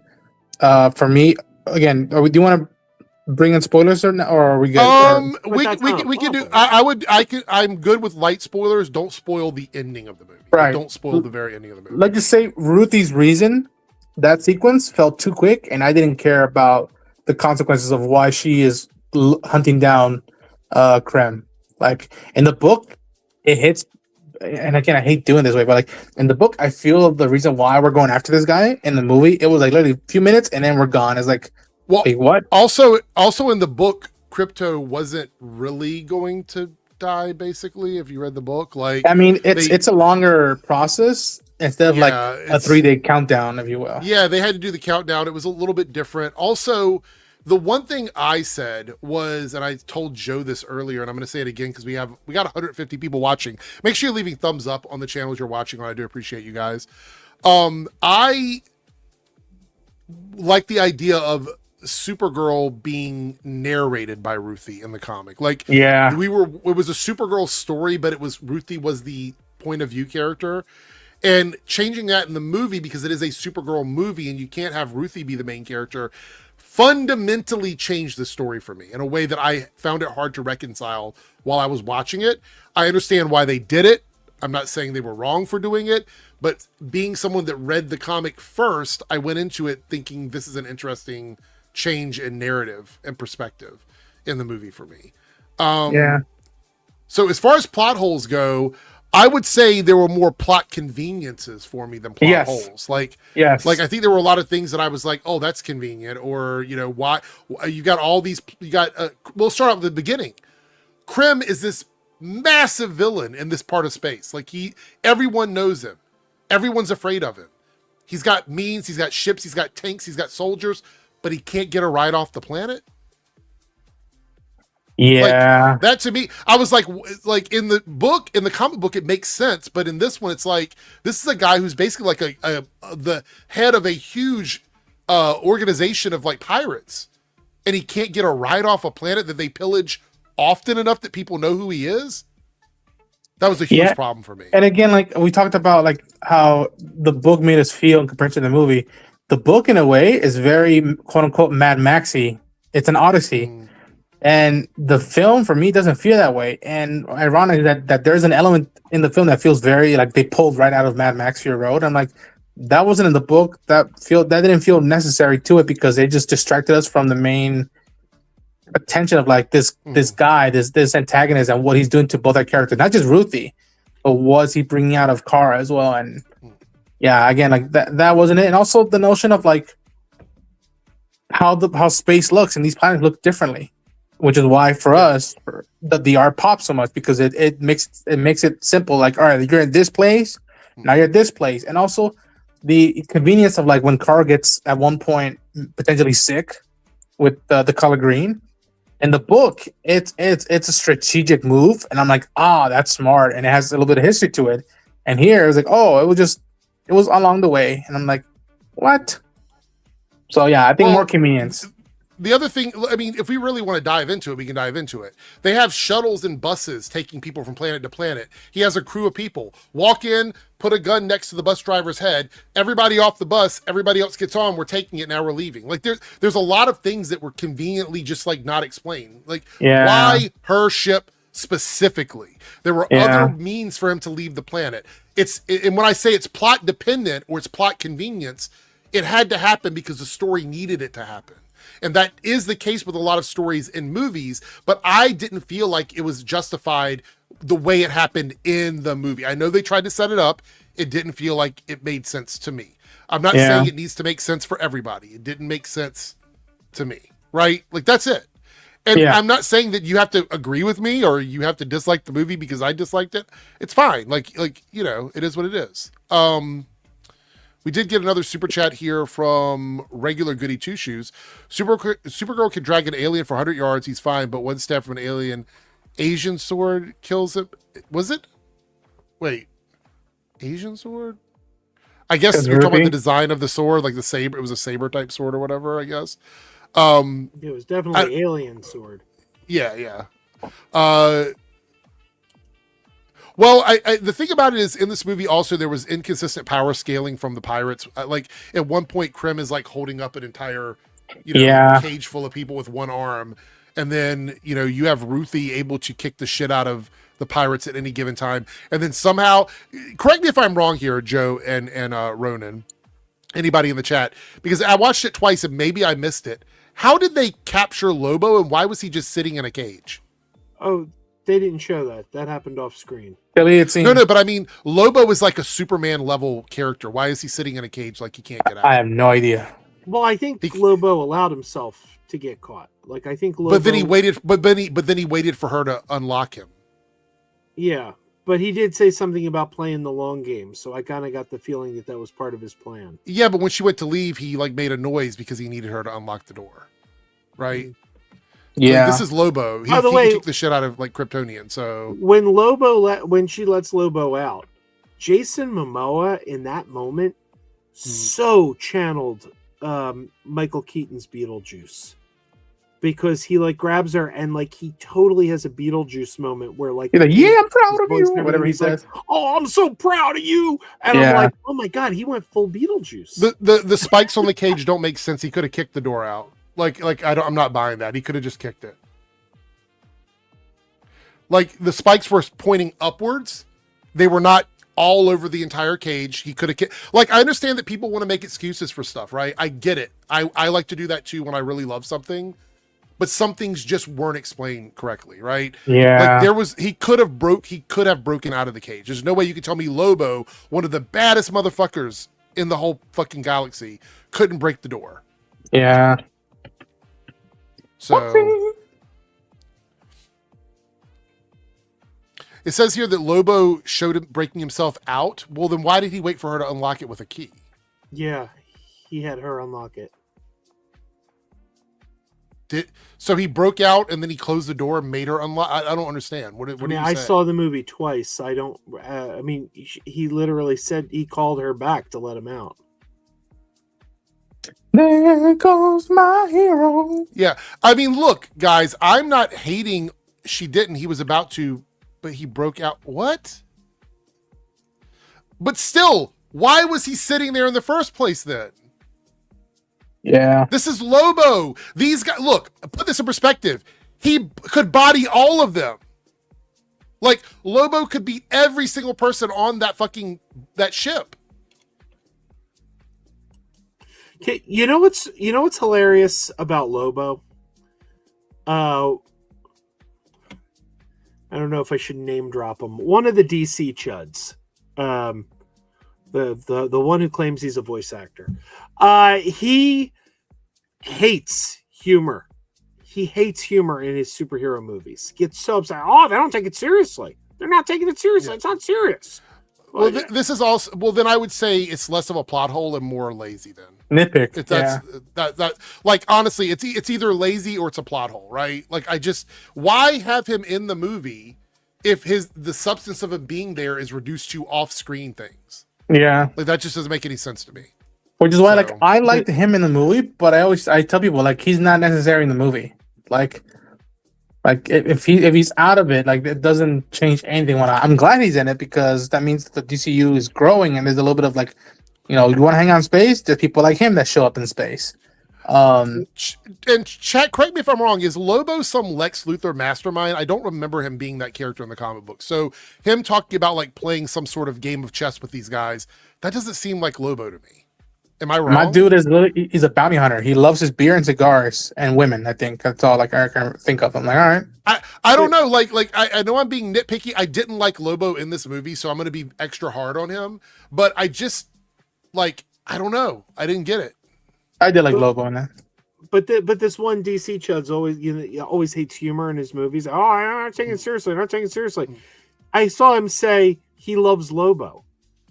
Lobo's a joke. Yeah, Lobo was comic relief in the movie, pretty much. Keith Giffen in himself, the creator of Lobo, said Lobo was created as a parody of those extreme violent characters of the 90s. He was mocking them. So if you say you don't like humor in your comics, but you like Lobo, it means you didn't get that. It went right over your head that character is making fun. It's a joke. No, I understood that. Yeah. I can't wait for Marvel to do a full adaptation of Howard the Duck and spend time with it. I can't wait for that. It says Lobo's power scales to whoever he's fighting against at the time, which explains how he can stand toe-to-toe with Superman in one instance. Well, then he should have been fine because Krim was holding up a bus with one arm. So, if we're talking about power scaling, Krim is shown to be, in this movie, at least Thor powerful, right? He's strong enough to hold a bus up with one arm. Or I would say, not necessarily Thor, but an Asgardian level of power. I just think it's really lazy to be oh, I was captured, and now I'm going to sit here and wait because I have to conveniently talk to Ruthie. You know what I mean? Come on, guys. Let's be real here. $5 super chat from regular Goody Two Shoes says Lobo kills a dude in one shot, but Supergirl has to spend 20 minutes on the last guy. Give me a break. Well, that's what I'm saying. Lobo is this edgy space Wolverine Ghost Rider character, right? So I don't know. I didn't like him. So thank you for the $5. Like, there's really not much, Yeah, but the first Lobo isn't the same as this Serenity. That first Lobo is not the same Lobo in the 90s. Like, they redesigned the character in the 90s. I mean, yes, it's the same technically you character. are right. Yes, yeah, It's you're the same I dug character, Lobo. but he was reinvented. Yeah, I dug Lobo, and I really hope they do give him his own project one day. But here's the thing: like that project, it better not cost over $100 million. Like that's something that you do for like a quarter or like a nickel of what you usually pay for these movies or shows. But you let it rated R. That way, you're not breaking the bank, and yet you could do whatever you want with the character because the character can live in that rated R world. Are you talking about Lobo? Lobo the character? Yeah. Yeah. And to be quite frank, I better hear Mr. Terrific announcement before Lobo one, because when people got out of Superman, regardless of how they felt about the movie, everybody was talking about Mr. Terrific, and they're like, "Yo, he better get his own project soon." I think. I do want to see a Lobo movie very badly now. I want that Christmas one, the one where he goes after Santa. I want that.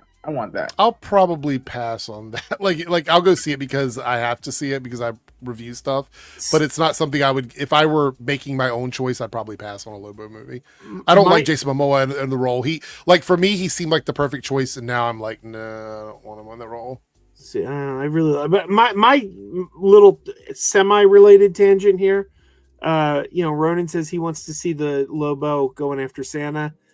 I still want to see the Deadpool movie we didn't get, where Deadpool was supposed to go after Santa. Oh, and they scrapped it for Dead. I would take that over Deadpool versus Wolverine any day of the week. That sounds so much better than Deadpool versus Wolverine to me. Yeah. Oh, I do like Deadpool. Serenity says, thing is, I don't think Lobo's a great character. He's a supporting character to me. He's best used in small doses. I would agree with that. But even this was too much for me. Or make him more important. Lobo was always at his best when he was in Justice League International. Oh, I forgot about that. And that's basically where he came back to prominence, because Keith Giffen, that's where he brought him back. Before we wrap up the Supergirl chat, we might as well talk about what's going to be the next problem, and that is going to be the Minions and Monsters movie, right? This movie right now is probably going to be, it's going to suffer a little bit from Toy Story, but then as Toy Story starts to phase out, this is going to start to pick up too, because it is sort of an overlap in audience. But it comes out basically today, which means people might have saw previews tonight. 89% on the Rotten Tomato critics meter, 100 plus verified ratings on the popcorn meter. The budget is $85 million. Projected 5-day opening is $95 million. I'm going to go out on a limb and say it's probably going to do more than that. I think it's probably going to do more than that. Just my opinion. Do you think the annoying people are going to come out? Like, do you remember when the last one came out? All those idiots went out and disrupted the film. It was like a TikTok trend. Yeah. Like, do we think that's done, or do we think that's going to happen again? I don't know. That's a very loyal, annoying fan base. But I just think for me, this is a problem for Supergirl, because it's going to take more theaters away from Supergirl. Like, they're going to lose some theater space on this. Oh my God. I feel so bad. I want this movie to have a good opportunity, but they really dropped it in the middle of Piranhas, right? They just dropped it off in the middle of a bunch of Piranhas. And this is going to be $1 billion film, Minions and Monsters. Yeah. Yeah. This franchise is huge. And this movie looks great. I mean, it looks great. I'm a little sick of seeing the trailer because they play it for every goddamn movie, but it looks really funny. Yeah.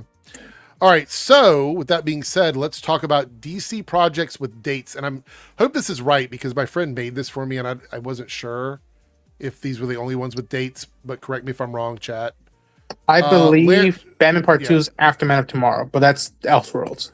Well, it's just DCU stuff. Yeah. Because I wanted to cover like the James Gunn controlled projects. Right.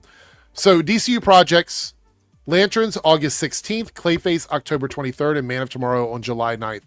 And we're going to look at the stuff without dates here in a second.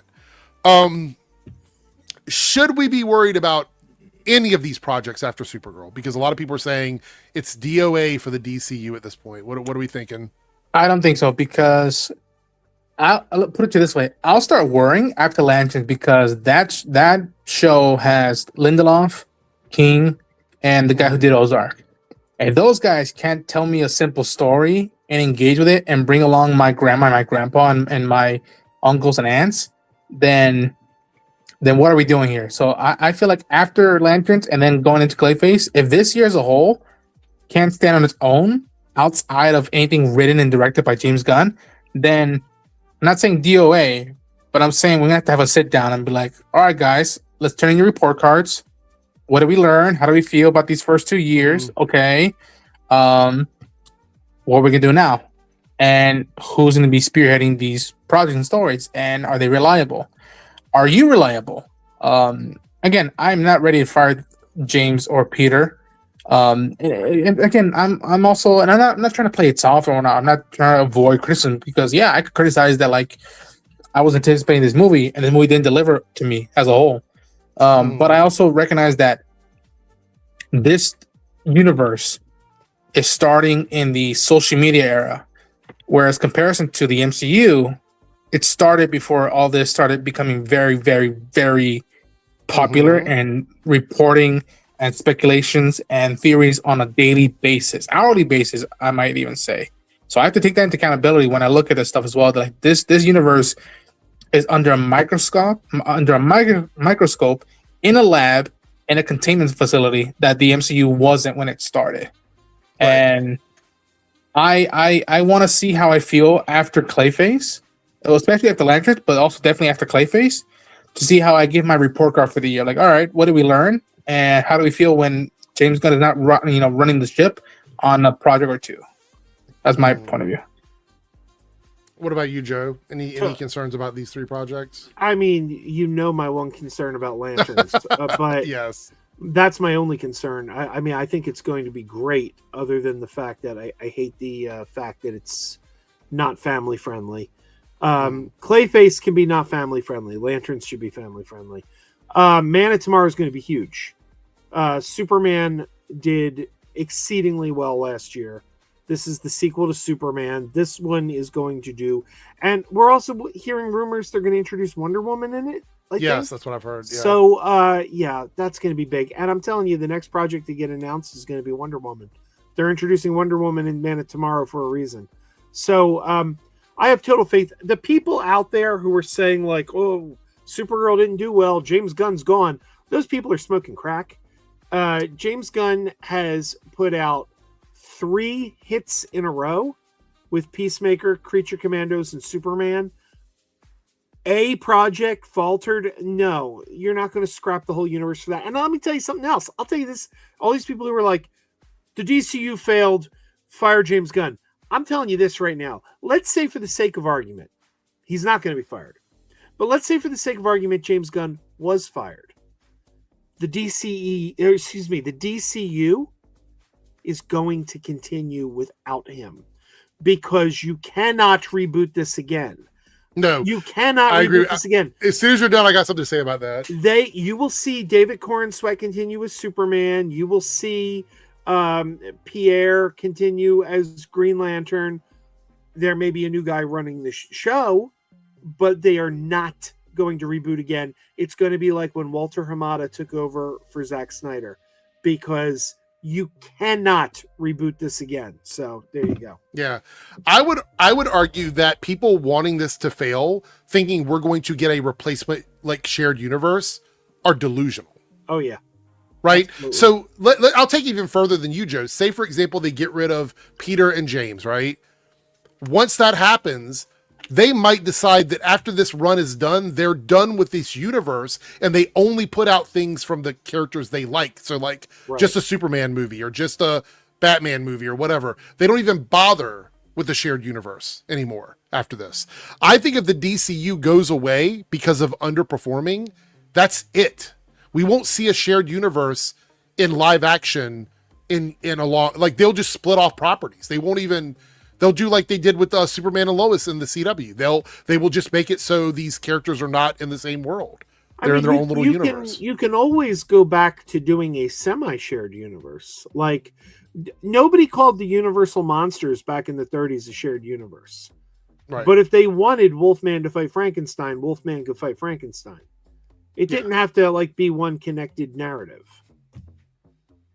Let's talk about DCU projects without dates. Now, there is one missing from this, and I realized it after it got sent over to me. It's the Jimmy Olsen and Gorilla Grodd project. That was not on here. That's going to be But shooting yeah. while we're in Atlanta. Oh, is it? They said it starts shooting in August, and it's going to continue August through December, which means we could run into James Gunn while we're in Atlanta. Wow. All right. So we have Creature Commandos season 2 is in production. I'm pumped. Mr. Miracle is in production. Those Fuck two we yeah. know they're moving right along. Waller, we haven't had any major Nothing. movement on that one, right? Nothing. So I'm not sure what the deal with that is. The Brave and the Bold, we know it's happening, but that's pretty much it. Booster Goal, not much more on that either. Paradise Lost. Do we think we're still getting Paradise Lost if we're getting a Wonder Woman movie? I really like 75% of those announced projects from that like chapter 1 Gods and Monsters live stream. I am very much like at this point, I'm like, just call me when you start shooting and there's set photos. I'm not gonna fucking keep waiting on those. I'm like, all right, move along. So what about you, Joe? Do you think Paradise Lost is going to happen even if we get this Wonder Woman TBA project? Absolutely. James Gunn actually just said it was still going a couple weeks ago. I think it's a prequel. We know it's a prequel. Mm-hmm. I think if anything, they're going to introduce Wonder Woman, and she may be able to. They may put her in there as a framing device. She may be telling the story. Okay. Fair enough. We still have the Swamp Thing movie on the horizon, something with Teen Titans, and the Bane and Deathstroke movie. Is that still happening? We think that's still going to happen? I don't know. That was always been a rumored thing, and like James has been like very coy about that. I don't remember hearing about that one. Yeah, that's been for like almost a year, over a year now, I think. Yeah, again, like even like I look at this list and I'm like, well, Mr. Miracle, they just showed footage at the Annecy Festival. So that's still happening, and it's being run by Tom King, who is basing it off his series, which is an amazing series. So I'm very hopeful of that, and it's an animation, so I'm really hopeful about that. Creature Commandos, you know what's ironic? 2 movies in and 2 other shows, I think. Creature Commandos is the best thing the DC Studios has done thus far, in my opinion. And I'm hoping that like another show or especially another movie matches that quality and be like, okay. See, That's more like it. I think I like Superman, but to me, Creature Commandos is way better than Superman in my opinion. But I don't know, man. I keep telling everybody like I want these dudes to have a big presence at in Hall H. Yes, JSA series. I would love that. What did they say? Didn't they say we're getting 2 TV series and 2 movies a year? Isn't that what they said? Yeah. Two shows, 2. So right now we're getting Lanterns. I think Booster Gold's the next show that we're going to get because they said they just handed in the scripts. So I think Booster Gold's going to be the next show. But then it's like, is it going to be Paradise Lost or does Creature Commandos 2? Does animation count as one of the shows? I don't know. I count it. Yeah. Well, I think they said at least 2. That doesn't mean we're limited to. It just means at least 2. A year, which is I think that's a good, healthy number. 2 movies, 2 TV shows. I think that's a good number. I'm okay with that. For them to. So we do have another super chat here from Goody Two Shoes. Real talk, the movie sucked ass, and it's the only Supergirl we've had since the 70s. No, we've had a Supergirl movie, but we've had Melissa Benoist. Is this a parody? Is like I'm seriously asking. I don't know if this guy is messing with us right now. Oh, I mean, maybe. I don't know. Maybe we had Sasha Calle in the Flash movie as Supergirl. Yeah. We had the Melissa Benoist TV show. 6 seasons of Melissa Benoist. Yeah. Helen Slater in the. But if 80s. In fact, I don't remember us ever having a Supergirl in the 70s. Yeah, but we did have the Supergirl movie in the 80s. So yes. Which, by the way, weird fucking movie. Weird fucking movie. Faye Dunaway, I think, as the villain. One of the greatest, so bad it's good movies ever made. Like, I love the 1984 Supergirl Yeah. movie. It is terrible, and I love it so much. Like, for example, Mm. the math teacher at the high school, played by Peter Cook, he Mhm. comes out with this wand with feathers on it, and he goes, "This is the Burundi wand, pure, unadulterated evil." And it's like, Jesus. okay, well, why does the math teacher have it? Does it do long division really well? Like, it's like what's the? So I think Cameron, Helen some Slater of you could be. Oh, go Yeah. ahead. Go ahead. No, you go ahead because I want you to finish what you're saying. I think Helen Slater could be a great Supergirl. Like I think she does look like Supergirl and feels like Supergirl. But I always tell people, watch The Legend of Billie Jean before you watch Supergirl. Like that's if you want to see Helen Slater at like your powerhouse, watch The Legend of Billie Jean. Like Legend of Billie Jean is such a good fucking movie. I love that Legend of movie. Billie Jean. Fair is fair. All right, Yeah. so we're gonna read through. I'm not gonna pull them all up on screen, but we're gonna read through what Cameron has sent over. So it says here, this is all from Home of DCU. DC Studios is prioritizing the Bane and Deathstroke project as one of its next films, but no director has been picked on. That comes from The Wrap. So, Oh man. I worry that they're. I get it. They got to build the DC universe. I get it, but I'm like, don't do what I criticize the MCU's done thus far post Endgame, where like you put so many different character projects, but we don't revisit them until an Avengers movie, like a la Shang-Chi. And it's like, no, Right. do something like let's revisit the Justice Gang and just change the name or make them into a new team and whatnot. Let's just revisit those characters. That way, these past few years, people have come to connect with those characters and see them repealing. Okay, they know who that is now instead of another introduction. You got to balance it out. I think these first few years of like keeping these characters that you're pushing and yet introducing new ones at the same time. I think. mhm. I don't know. It says here on The Wrap, Nice. a Warner Brothers insider pushed back on concern over James Gunn and Peter Safran's larger strategy or any leadership change made by Paramount's David Ellison, reiterating that there's still an 8 to 10 year plan with Supergirl being a single miss. Well, here's the thing is we're almost halfway through that plan already. So, It's been 3 years since that video dropped, right? Gods and Monsters. yeah. Fuck me. Totally disagree, Emperor D&D. They should not What'd he have started say? with the Trinity. I think that's one of the strengths is that they didn't. I think I told someone that like the Trinity is very important to the DC universe, but it's not what the DC universe. It's not the whole of DC universe. By the way, can I put a pin in one little balloon right off the bat? Yeah. There is no Trinity. There is no Trinity. There's a duo, Superman and Batman. Wonder Woman, very important character. But the words Trinity were never spoken in DC Comics until the mid-2000s when Matt Wagner put out a miniseries called Trinity. That's where the words Trinity come from.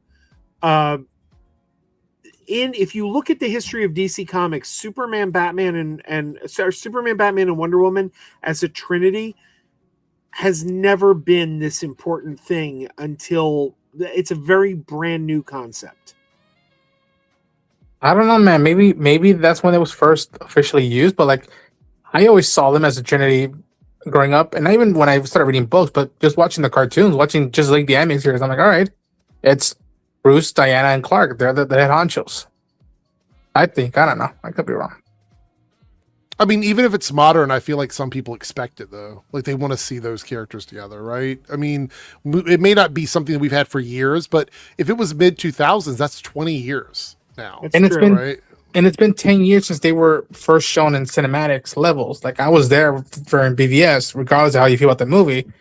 I saw the Trinity in shots and frames of a movie, and it's been 10 years. So I'm like, maybe we are due a time, but again, like I hope that again we're not rushing it, and if we are spending our time with these scripts, you better fucking nail it. Ashley's disagreeing with Joe. Joe is wrong. What part? The Trinity part, probably. By the way, while we're waiting for that answer, we got 35 minutes left on Reloaded with 2 more super chats, light blue or higher, to get 2 of the things on the topic box. So if you would like, yeah. Emperor Question. Super chat. Emperor's Before Christopher Reeve's movie and Michael Keaton movies, but after the George Reeve radio show, black and white radio show, Wonder Woman was the next big adaptive thing they've done, right? It was a TV show with Linda Carter, but like it was before Christopher Reeve and before Michael Keaton, right? Yeah. Mhm. Okay, Yeah. so I think Diana still has some ground there, even back then. Emperor's comment that Trinity is literally the foundation of DC, the entire comics, everything in DC runs through them. That is positively false. If you look at the history of DC Comics, if you look at the old Justice Society of America, Superman and Batman weren't even included in that. It's just not true. I think they're a big part of it, but they're not all of it. Like Yeah, again, exactly. I would throw in, like, when I think of DC as well back in the days, they were big horror comics like House of Mystery, House of Secrets, and then you have your very pulpy Adam Strange and those of those worlds. And I don't know, there's a whole amalgamation of DC universe that I really hope they don't go back to the same well, which is like Batman and Superman. Is like, yes, keep bringing it in, but like and especially Batman, don't go rushing for the golden goose. Like, you don't go back to the golden goose that quick. Like, make sure there's more of this universe than just that guy. Mm. I think. We also found out that Comcast will spin off NBC Universal into a separate company, which has downgraded their credit rating, apparently. Oh, boy. NBC Universal will include Universal Pictures, NBC, Telemundo, Peacock, Bravo, Sky, and theme parks. Everything else is going to be... there it goes. My screen dropped down. Everything else is going to be spun off. So that's downgraded their credit rating. That's crazy. Why are they doing that, though? Because the board of directors, they want more money, and that's La why they keep mula. splitting these companies off. It's more money for them. I mean, how Because does they that get them more money, though? because they have exit packages. So these exit packages allow them to parachute down from the airplane and get a bunch of money for losing their position that is taken away, or opening more positions for people to take and make more money. So They gotta buy their new yachts, man. It's all corporate ladder stuff. Like, it seems from a corporate standpoint that it actually makes the company less valuable, because, like you said, it does, because they lost their credit rating, right? But the company's value and the interest of the people at the top don't always align. That's why David Zaslav didn't give a shit about what happened with Warner Brothers. He was trying to grease up his own exit strategy. That's all he was doing. He fucking got rid of an entire movie, 2 movies, that were not in the interest of the company. They were in the interest of him. So thank God for Ketchup Entertainment. I can't tell you how angry it makes me when I hear people say, well, who cares? They got paid. Like that. Don't tell me you're a fan of movies if you think that's right to just write off. That is anti-art. Exactly. My opinion. Exactly. Boys, I hate to do this, but I gotta go refill the botellas, and I gotta go shout on the streets. Well, thank you for hanging out, Ronan. It's good to have you here. Guys, check out Ronan Unchained. Everybody knows Ronan. Go check out Ronan's channel. Give him some support. And thanks for coming on, Ronan. Thanks, fellas. It was good seeing you, boys. Be ready in an hour and a half, boys. X-Men Ice. I know. I'm excited. Y'all ain't ready. Y'all ain't ready. Oh, is that premiering already? It is. It appears. It premieres in an hour and a half. And I watched Ronan's video already today, so I'm excited. So all right, boys. Take care of yourselves. All right, take care. Can I say one thing about the Supergirl movie that we haven't talked about that has been criticized online, and I applaud it? Okay. I've seen a lot of people criticizing the fact that there's no after credit scene. I think it's wonderful. And I think it's better. I am a firm believer that the after credit scenes, which were supposed to be something fun, a fun little tease of what's to come, have hurt cinema as a whole. Because I have found, and we've kind of sort of talked about this in the past, I have found that people put too much emphasis on what the next thing is. They're so focused on the next thing that they miss what is in front of them. They miss what they have. And it's like I always go back to Shazam 2. I heard people say they didn't go see Shazam 2 because they knew that universe was over. Like, here's a movie that tells a complete story from start to finish. But because there's a post-credit scene that's not going to get a payoff, suddenly that post-credit scene, that 2 minutes at the end, has become more important to people than the 2 hours prior, and I don't like that, and therefore James Gunn, if he's going to be cutting the post-credit scenes and just telling the story in the body of the film, I really applaud that, and I think it's wonderful. I only like after credit scenes when they mean something, or they're outtakes. Like if you want to throw in some outtakes from the movie or something like that, I don't have a problem with that. And that doesn't even have to be after credits. You can just run that with the credits. Like, you know how movies will do little like gag reels while the credits are running. I don't mind that either. I think that's fine. But yeah, I mean, if you look around, a lot of people, if you go back to the phase 4 of Marvel, phase 5 of Marvel, they count the after credit scenes against the movies because they set something up that doesn't happen. And they go, well, that's why the movie sucks. Because the after credit scene set up something that we never got an answer to. See, I feel like the best after credit scenes are the ones that don't set anything up, though, like the Avengers eating shawarma, or Captain America and doing the public service announcement, going, "Don't you hate it when you wait and there's all this build up and nothing happens?" You know, like I think those are like the most fun ones. Yeah. All right, we got some more stuff here. We're gonna speed run through these. Peter Safran. Oh wait, we already read that. Thank you for sending that over, Cameron. Casting has begun for the Jimmy Olsen Gorilla Grodd series. They're looking for comedic actors to play Gorilla Grodd. Other superpowered characters will appear in the series alongside a lawyer character.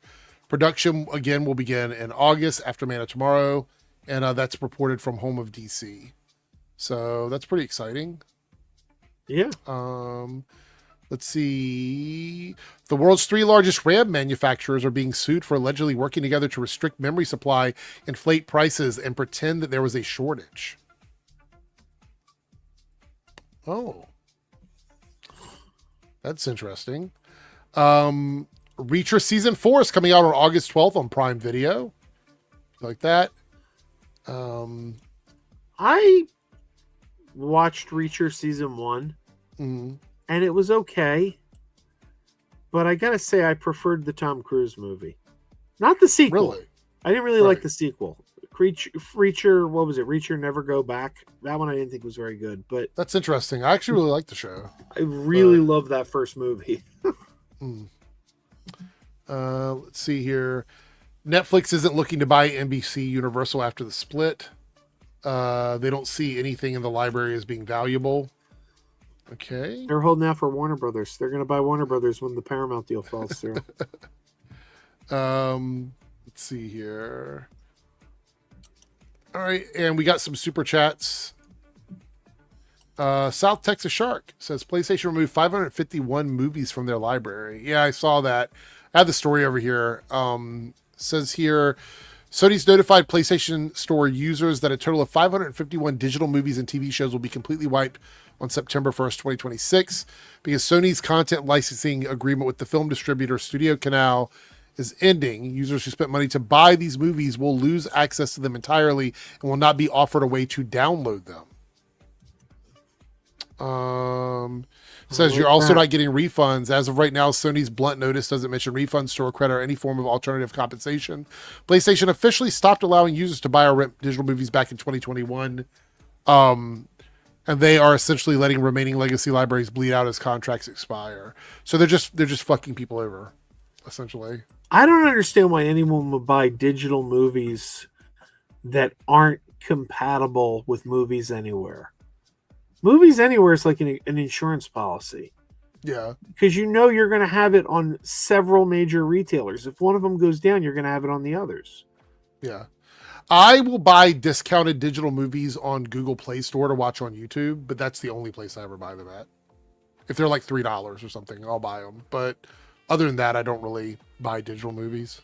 I have issues with the Google Play Store. I don't really like Google Play. I use Fandango at home, but I mean, Apple and Amazon Prime are pretty good too. Yeah, but I just prefer it because I have YouTube app in my TV, and it's easy. That's where my issue comes with Google Play. There's movies that are in my Google Play library that I can't access on the YouTube app. Is it because you have a different Google account than you do YouTube? No, they're the same. It's just that apparently I've written to them about it, and they said sometimes it's like a handshake issue with like when you search for it in YouTube. It's complicated. It's complicated. Yeah. Like, I mean, you can find them if you go digging through your library, but your library, you can't use the search feature. So it's like if I want to watch Avengers Endgame on YouTube, I can't. Sometimes you could type in Avengers Endgame in the search field and it'll work. Other times it won't. And the times it won't, it's still in your library, but you got to go and dig for it then because the search feature didn't work. Oh, gotcha. Fetman here, channel member for 2 months. I believe you probably upgraded or just re-signed up because you've been a member before. Thank you for your support. Did you see Xbox is considering shutting down the studio making the Blade game? So I have that over here. Microsoft's reportedly preparing for a massive reset of its Xbox gaming division. Sources state that the company is looking to cut at least 1,000 jobs, with the formal wave of layoff expected to begin on July 6th. As part of the cost-cutting measures, Xbox is weighing in on the closure of at least 5 major studios. Arcane Lion, which is the one that has Blade. Ninja Theory, which is the Hellblade 2 studio. Double Fine, which is Psychonauts. Undead Labs, which is State of Decay. And Compulsion Games, which is South of Midnight. Because the Blade movie is being developed by Arcane Lion, its fate is completely tied to what Microsoft decides to do with the studio. That's pretty crazy. Pretty crazy. Let's see. South Trek Shark says, I use YouTube too. So Harrison says, that's what happened to my copy of the Deadpool game, no longer valid online. Wow. All right. Let's see here. I had some trailers to watch before we start to wrap things up. Let me pull them up over here. These might not be available on playback. They typically come after me right after my stream is over. Let's see, what do we got here? Oh, actually, you know what? Let's talk about this briefly. I mentioned I wanted to say something about this earlier. It's on Twitter. I try to stay away from Twitter, but it's right here in front of me. So, are you watching the Avatar TV show at all? No, I've never seen any of the. Well, I know you don't like the cartoon. I didn't know if you were watching the live action one or not. No, I think I mentioned this before. I do want to watch the M. Night Shyamalan movie, unencumbered by knowing anything about the franchise, because I want to see if it makes a difference. Like I've heard, you should be able to get that Blu-ray or DVD very cheap now, though. Like if you want to go buy it or whatever. Yeah, I don't know. I gotta look into that. But it's like one of those things where so many people have told me they hate that movie, but they're also a fan of the franchise, and I'm really curious if going into that movie fresh would make a difference. And I don't know. I kind of want to do that just to see if it makes any difference. Well, let's see here.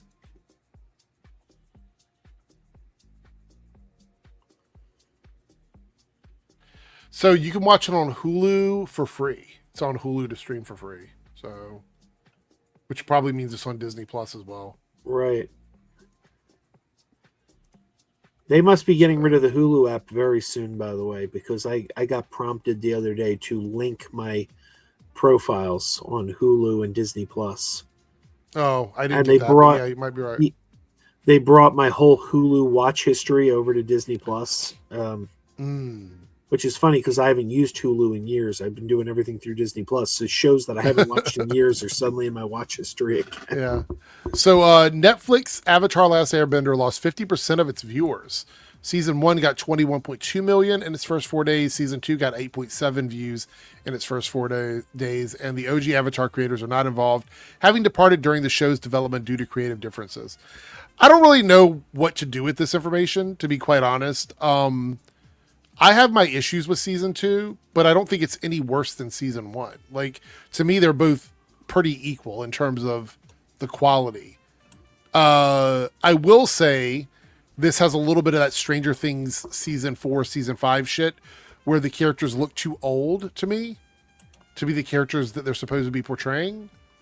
That's just my opinion. Also, the cliffhanger for season 2 sucks in my mind. But otherwise, it's not really. I mean, special effects are fine. It drags on a little bit. They have to add in extra stuff to make up for, not using. There's entire segments of the cartoon they don't use in live action because it's too expensive to do, so they just kind of skip over it. So there's a lot of that going on. But overall, I don't think it's necessarily that much worse. I think that people just realize they prefer to watch the cartoon. That's what I think it is. You know what I mean? They just want to watch that instead of the live action show. I will say though, the M. Night Shyamalan movie, I'm curious what you're going to think if you haven't seen anything else from Avatar other than like pictures. So get on that soon so you can give your opinion on that. So we can hear it. I'm very curious. It is a little unfortunate, I guess that it's not doing well, but I don't know. People have decided where they want to watch it. We did get, where's it at? So this is really interesting. Apparently Netflix is doing a Willy Wonka competition series, like a baking show, but they're AIing Gene Wilder's voice in the show. Oh, I don't like that. Yeah, let's hear. I haven't watched it yet, but it was sent over. So let's see what it sounds like. For the first time in decades, I'm opening my beloved chocolate factory. Oh, it's going to get claimed. This will be gone. A whole new generation of real-life golden ticket holders will compete for a life-changing prize. Or say a most unfortunate goodbye. Marvel at the magic you remember and delight in my newest wonders beyond imagination. The most extraordinary competition on Earth is about to begin. No.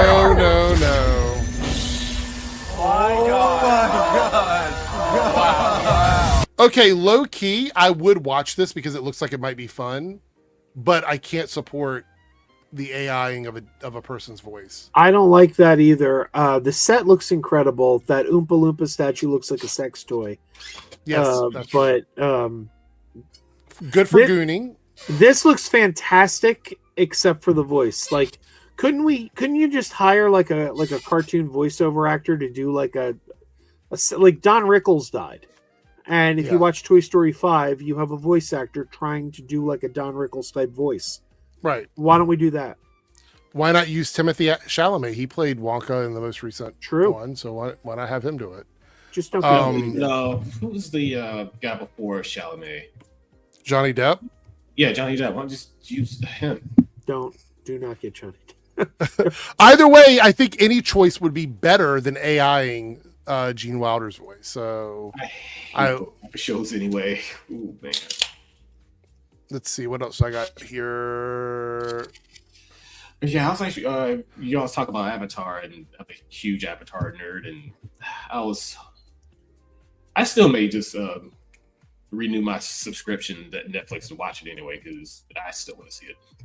Someone sent this over. I don't know what this is, but let's watch it. It's The movie itself is based off one of my favorite modern comics. The bar is so high on what Woman of Tomorrow is. And this is the first review I've ever given where I said, like, hey, I think read the comic after. Like, in the history of me doing this, I've never said, wait. That's because it's going to feel more like an extended cut if you read the comic after versus where is that scene every few minutes if you watch the movie after reading the comic. I do think the comic is a better experience, but I think the movie has merit that really can't be enjoyed in this climate. And that's been my struggle is I didn't think this. Ooh, wait. That resonated with me. Holy shit. That line. I got to take a second. By the way, Omega, how are you doing? I'm doing good. Actually, I was just. He said, "Yeah, go ahead." No, I was just about to get something to eat here. And I saw you were live because I was running like usually you're a bit earlier, but I figured. Yeah. Oh, you were actually 2 hours now. He said, "Can't be enjoyed in this climate." I don't know why, but that line was one of the. That's a. Hold on. Let's go back here. That line actually makes so much fucking sense to me right now. If you watch the movie after reading the comic, I do think the comic is a better experience, but I think the movie has merit that really can't be enjoyed in this climate. And that's been my struggle. Is I didn't think this was the greatest thing ever. I didn't think it was the worst thing ever, but Right. it's a comic book movie, so one must. Millie Alcock's great. I'm really excited for girls to have a hero that actually has depth and nuance as a woman. I'm way more concerned with the women of tomorrow than them adapting Woman of Tomorrow. I've got the comic. If I want the comic, I want little girls to have a hero. And then the stupidest people were all like, there are female heroes. It was the 21st Marvel movie till we got a female-led superhero film. 21 movies in. I'm proud of DC for doing it their second movie, but of course it's going to have this kind of response. I'm also speaking to people that are going to see a girl that actually has something to say and actually has an experience and actually has trauma and actually has an eye line of connectivity while still being super. Sorry, I never related to a goddess from Paradise Island. I think she's awesome. I love that character. I think even that's a better movie. But I don't relate to Wonder Woman. I don't think if I have a daughter, she will at first. She'll be like, cool, a hero. Like she'll play Wonder Woman. But I think Supergirl is more relatable. I barely touched the internet this week, but it's so loud. I'm just pre-exhausted for women and girls getting movies that are okay when I want better for them. And so I feel automatically defensive of like, I want to have all of these things to praise. And so those are coming out louder, even though the movie I thought was okay. Oh, I don't know much about this creator. Chat, anybody know this person very well? I know he's got a big presence online because I've seen clips from him before. I don't know much about him. Is anybody familiar with him? I've never seen this guy before. I think his name is Coy, right? Coy Jean-Ro, I think is the guy's name. I agree with most of what he said, though. I don't know what he means. Ashley said it's a shitty take. What part? I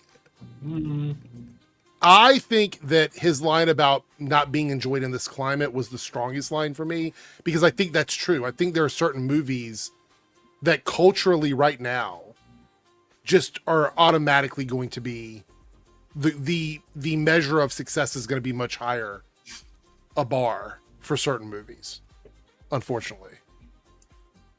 Are we talking he's from New Rock Stars. Oh, I don't know. I know Eric Voss from New Rock Stars. Are we talking about the political aspect of it? I mean, the concept that a woman-led movie is supposed to automatically be a bad thing. Like, that's just the online discourse about that. I kind of took it as like a movie about sex trafficking. Like, you know, I thought he was saying like with it going on in the news with Epstein, like I thought he was saying that makes it hard to enjoy because he praised trauma. Are you talking about in this clip or in general? Because he did say we have a character that has trauma, that actually went through something instead of like being a princess on Paradise Island. No. I mean, but I'm saying, is that like, I don't know, is that praise? Is that praising trauma, or is that? Well, I don't. Yeah, I don't think he's saying yay trauma, go trauma. But I think he's saying that she's a relatable character. Yeah, we got someone who went through something besides. He's also on Real Rejects. He's been on FNT. Has he? Any of those are. That sounds like too nuanced of a take for FNT. Yeah. Oh, my cat's at the door. I'll be right back. Hold on. Guys, continue to chat. I'll be right back. But yeah, so how's it going? Yeah, pretty good. Just working on some stuff. Actually, I just took a quick nap and now I'm up. Oh, I'm the opposite. I'm fading. Yeah, I work nights, so I'm like just about to take my first break right around here. Yeah. But, I was hearing that Wonder Woman, that Supergirl is not doing well. I haven't seen it yet. May have to go see it just to get my own opinion of it. It's kind of going to do good. I've seen it twice. I really enjoyed it. Not as much as Masters of the Universe, which I've seen 4 times. Yeah, even I was watching whenever Lance shows up on, and even the other Council of Creators guys, they'll show up on my TikTok feed, and they were even saying like they didn't hate the movie, but it wasn't the greatest thing ever. So, who are the Council of Creators? I've heard that referenced before. I think like last time Phil was here, he referenced it. It's big. It's Last Chainsaw, Darren, a couple other people I'm not too familiar with. They all kind of. I forgot who it's ran by. Huh. Well, there you go. Excuse me. Yeah, that's. I mean, even with like thing with Masters of the Universe, it's a fun movie, but it's flopping. That sucks. But yeah, I hear most of the criticism, non-chud criticism I'm hearing is like it's. How can I put it? It's not great. It's like it's mid. It's not terrible, but it's not good either.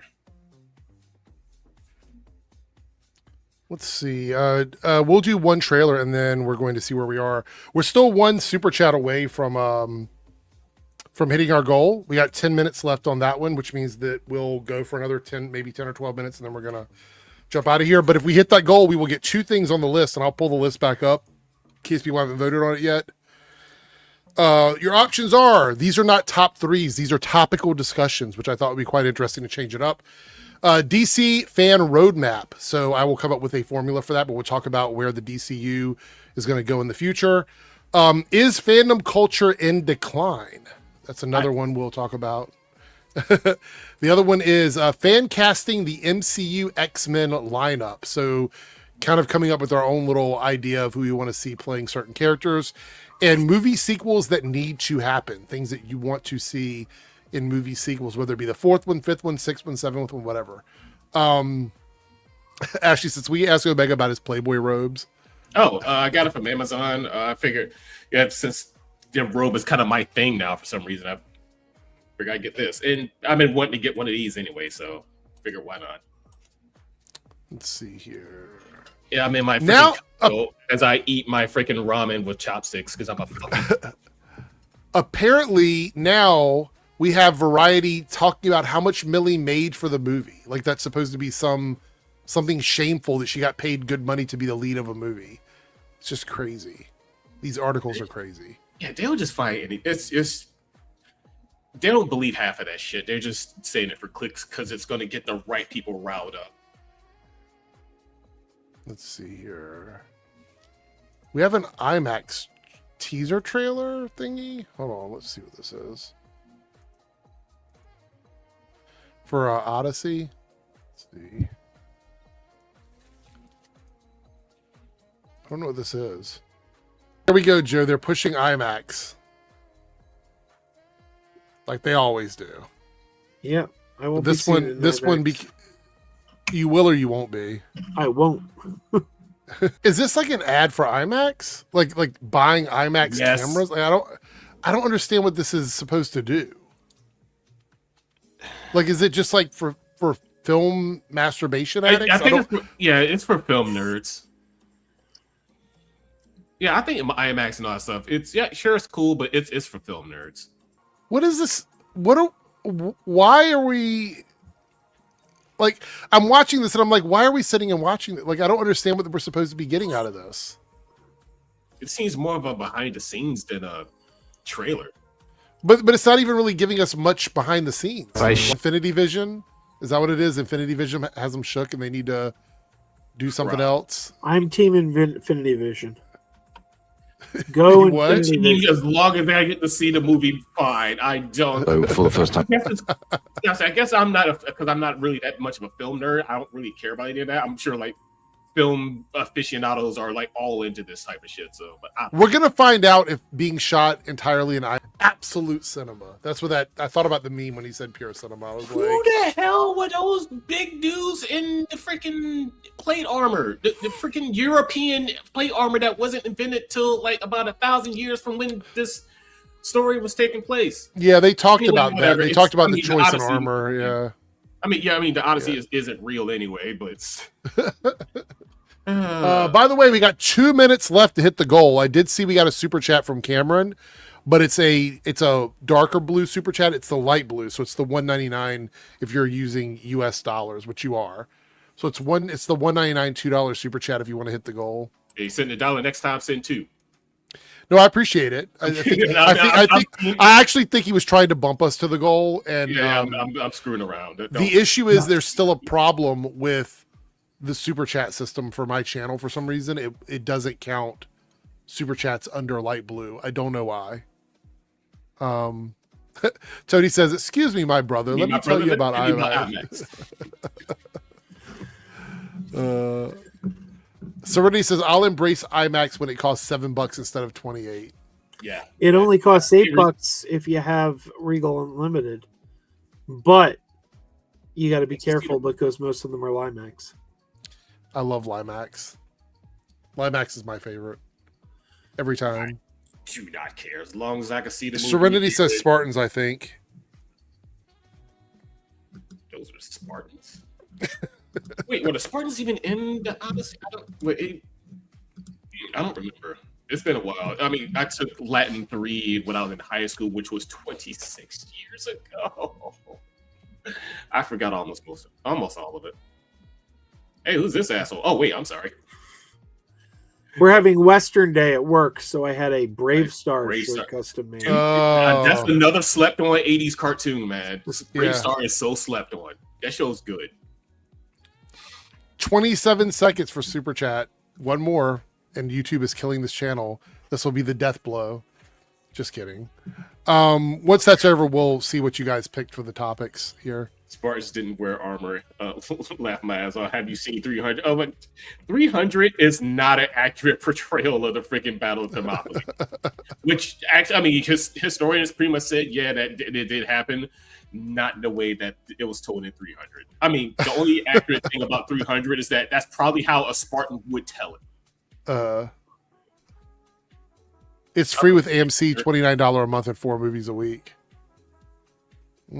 Okay. Oh, yeah, I guess if you go to the, well, I should probably, because thinking about stuff. Oh, we hit the goal at the last second. South Texas Shark came through with a $2 super chat. What is your favorite fruit? Pineapple. Really? Same answer. Pineapple. Don't eat a lot of it. Pizza? Literally, yes, I would eat it on pizza. I like pineapple on pizza. Oh yeah, you can't. Hawaiian pizza is fantastic. Yes. Wow. But yeah, that's the thing about pineapple. You can't eat too much of it, or it will literally start dissolving in your mouth. Really? Oh, I don't know.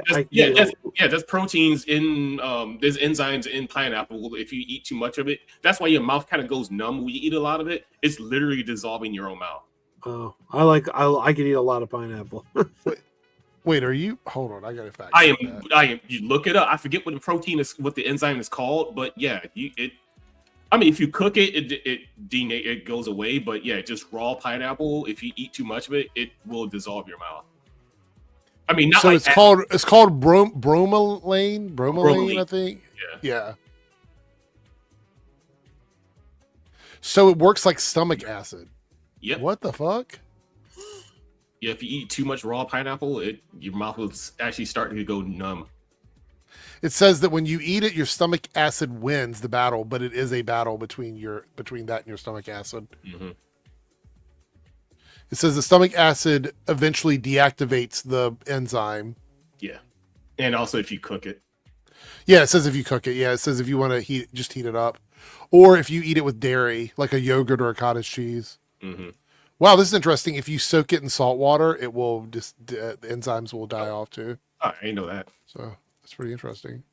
New Zealand pineapple. I don't know. Do they have pineapples? Yeah, I didn't know they had a special type of pineapple. It's interesting. My favorite would probably be strawberries. I like strawberries. I like strawberries dipped in chocolate, white chocolate, dark chocolate, milk chocolate. How do I know? I'm a freaking science nerd. I actually was eating pretzels earlier, but now they're too hard to eat. But I got these little pretzel bites that I heated up in the air fryer. I also heard that maybe I'm wrong about this, but the way you make pretzels can also be deadly depending on the process, right? Is that true? I haven't heard of that. Hold on. Let me double check. Yeah, I don't doubt you. It's just it's news to me. Ooh. Let me see. Then we're going to wrap it up. Oh, okay. Yeah. So It's because it uses lye. Oh yeah, probably if you put too much of it, it becomes Yeah, toxic. you get chemical burns if you splash it on your skin while you're making pretzels. Ooh. Wow, a single splash into your eyes can cause severe corneal damage. Interesting. All right, let's see what we got here. We're going to do 2 of the things on the poll because we hit the goal on both channels. So let's stop the poll and see what we got. All right, with 43%, we are going to fan cast the MCU X-Men on one of the streams. So that will be a fun thing to do. And we have a tie because you guys love ties. DCU fan roadmap and movie sequels that need to happen. We will not be discussing is fandom culture in decline. See, I That think will not that's be probably a the topic. most interesting topic. Mhm. Well, we can still do it, but it's not something that people voted on. Because I got something to say for pretty much all of these. Not so much DCU fan roadmap. I'm not that huge into DC. Don't get me wrong. I swear, I can't prove it, but I swear there's a secret Discord where people coordinate making these ties happen so that when they hit the goal, we have to do 3 instead of 2 because it happens all the time. I believe that's what's going on. Anyway, all right, well, that's it. We're going to, let me remove the poll. With that being said, let's say where everybody, you can find everything. We know where Joe is. He's Crazy Joe Adventures and Crazy Joe Concession Stand. What are your most recent videos, Joe? Do you have anything going on? My review of Supergirl. I got to get up. The next thing on my concession stand channel is going to be my review of the Blu-ray release of Nether Beast Incorporated. Okay. Which is a movie that I really enjoy. And it's finally on Blu-ray. And tomorrow there will be a new adventure dropping at 9 a.m. Eastern time on Crazy Joe Adventures, and it is a return to the Mahoning Drive-In Theater for Scream Until Dawn, a Scream marathon. There were ghost faces everywhere. Okay. Omega, what about you? Anything going on? Not much. You can find me here, wherever it lands, because I think it's mirrored on my end. Also, you can find me on TikTok. I've been doing a few TikToks here and there. I have 2 that was doing pretty well. Actually, mostly it's going to be about D&D stuff with crazy, odd, nasty sounds that I find that happen to be funny. That's about it, really. Okay. All right. Oh yeah. Fair warning: it is not safe. Some things are not safe for work, but if you have an account, you can just bypass that. If you don't have an account, it won't show you. So if you just want to take a look at some stuff, All right. As far as my channel goes, haven't done anything for the last 4 or 5 days, but I did put up a video today talking about Supergirl on the Debunks channel. And tomorrow, maybe a Copecast. If not a Copecast, there will be a video on Debunks. And then Thursday, there will be a video on the Reloaded channel because I'm trying to do Tuesdays and Thursdays. But since I was too tired the last 2 days, I didn't do one today. But we're going to start back up. So we'll look forward to that. Somebody did ask about the Nerdcast switching to Mondays. As it stands right now, in July, it will probably be like the 3rd week in July before I switch to Mondays, if I switch to Mondays at all.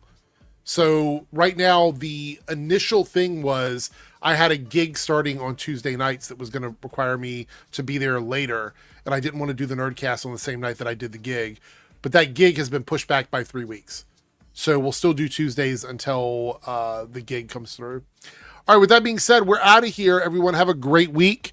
X-Men 97 season 2 in 45-ish minutes. So yeah, we'll see everyone later. Take care.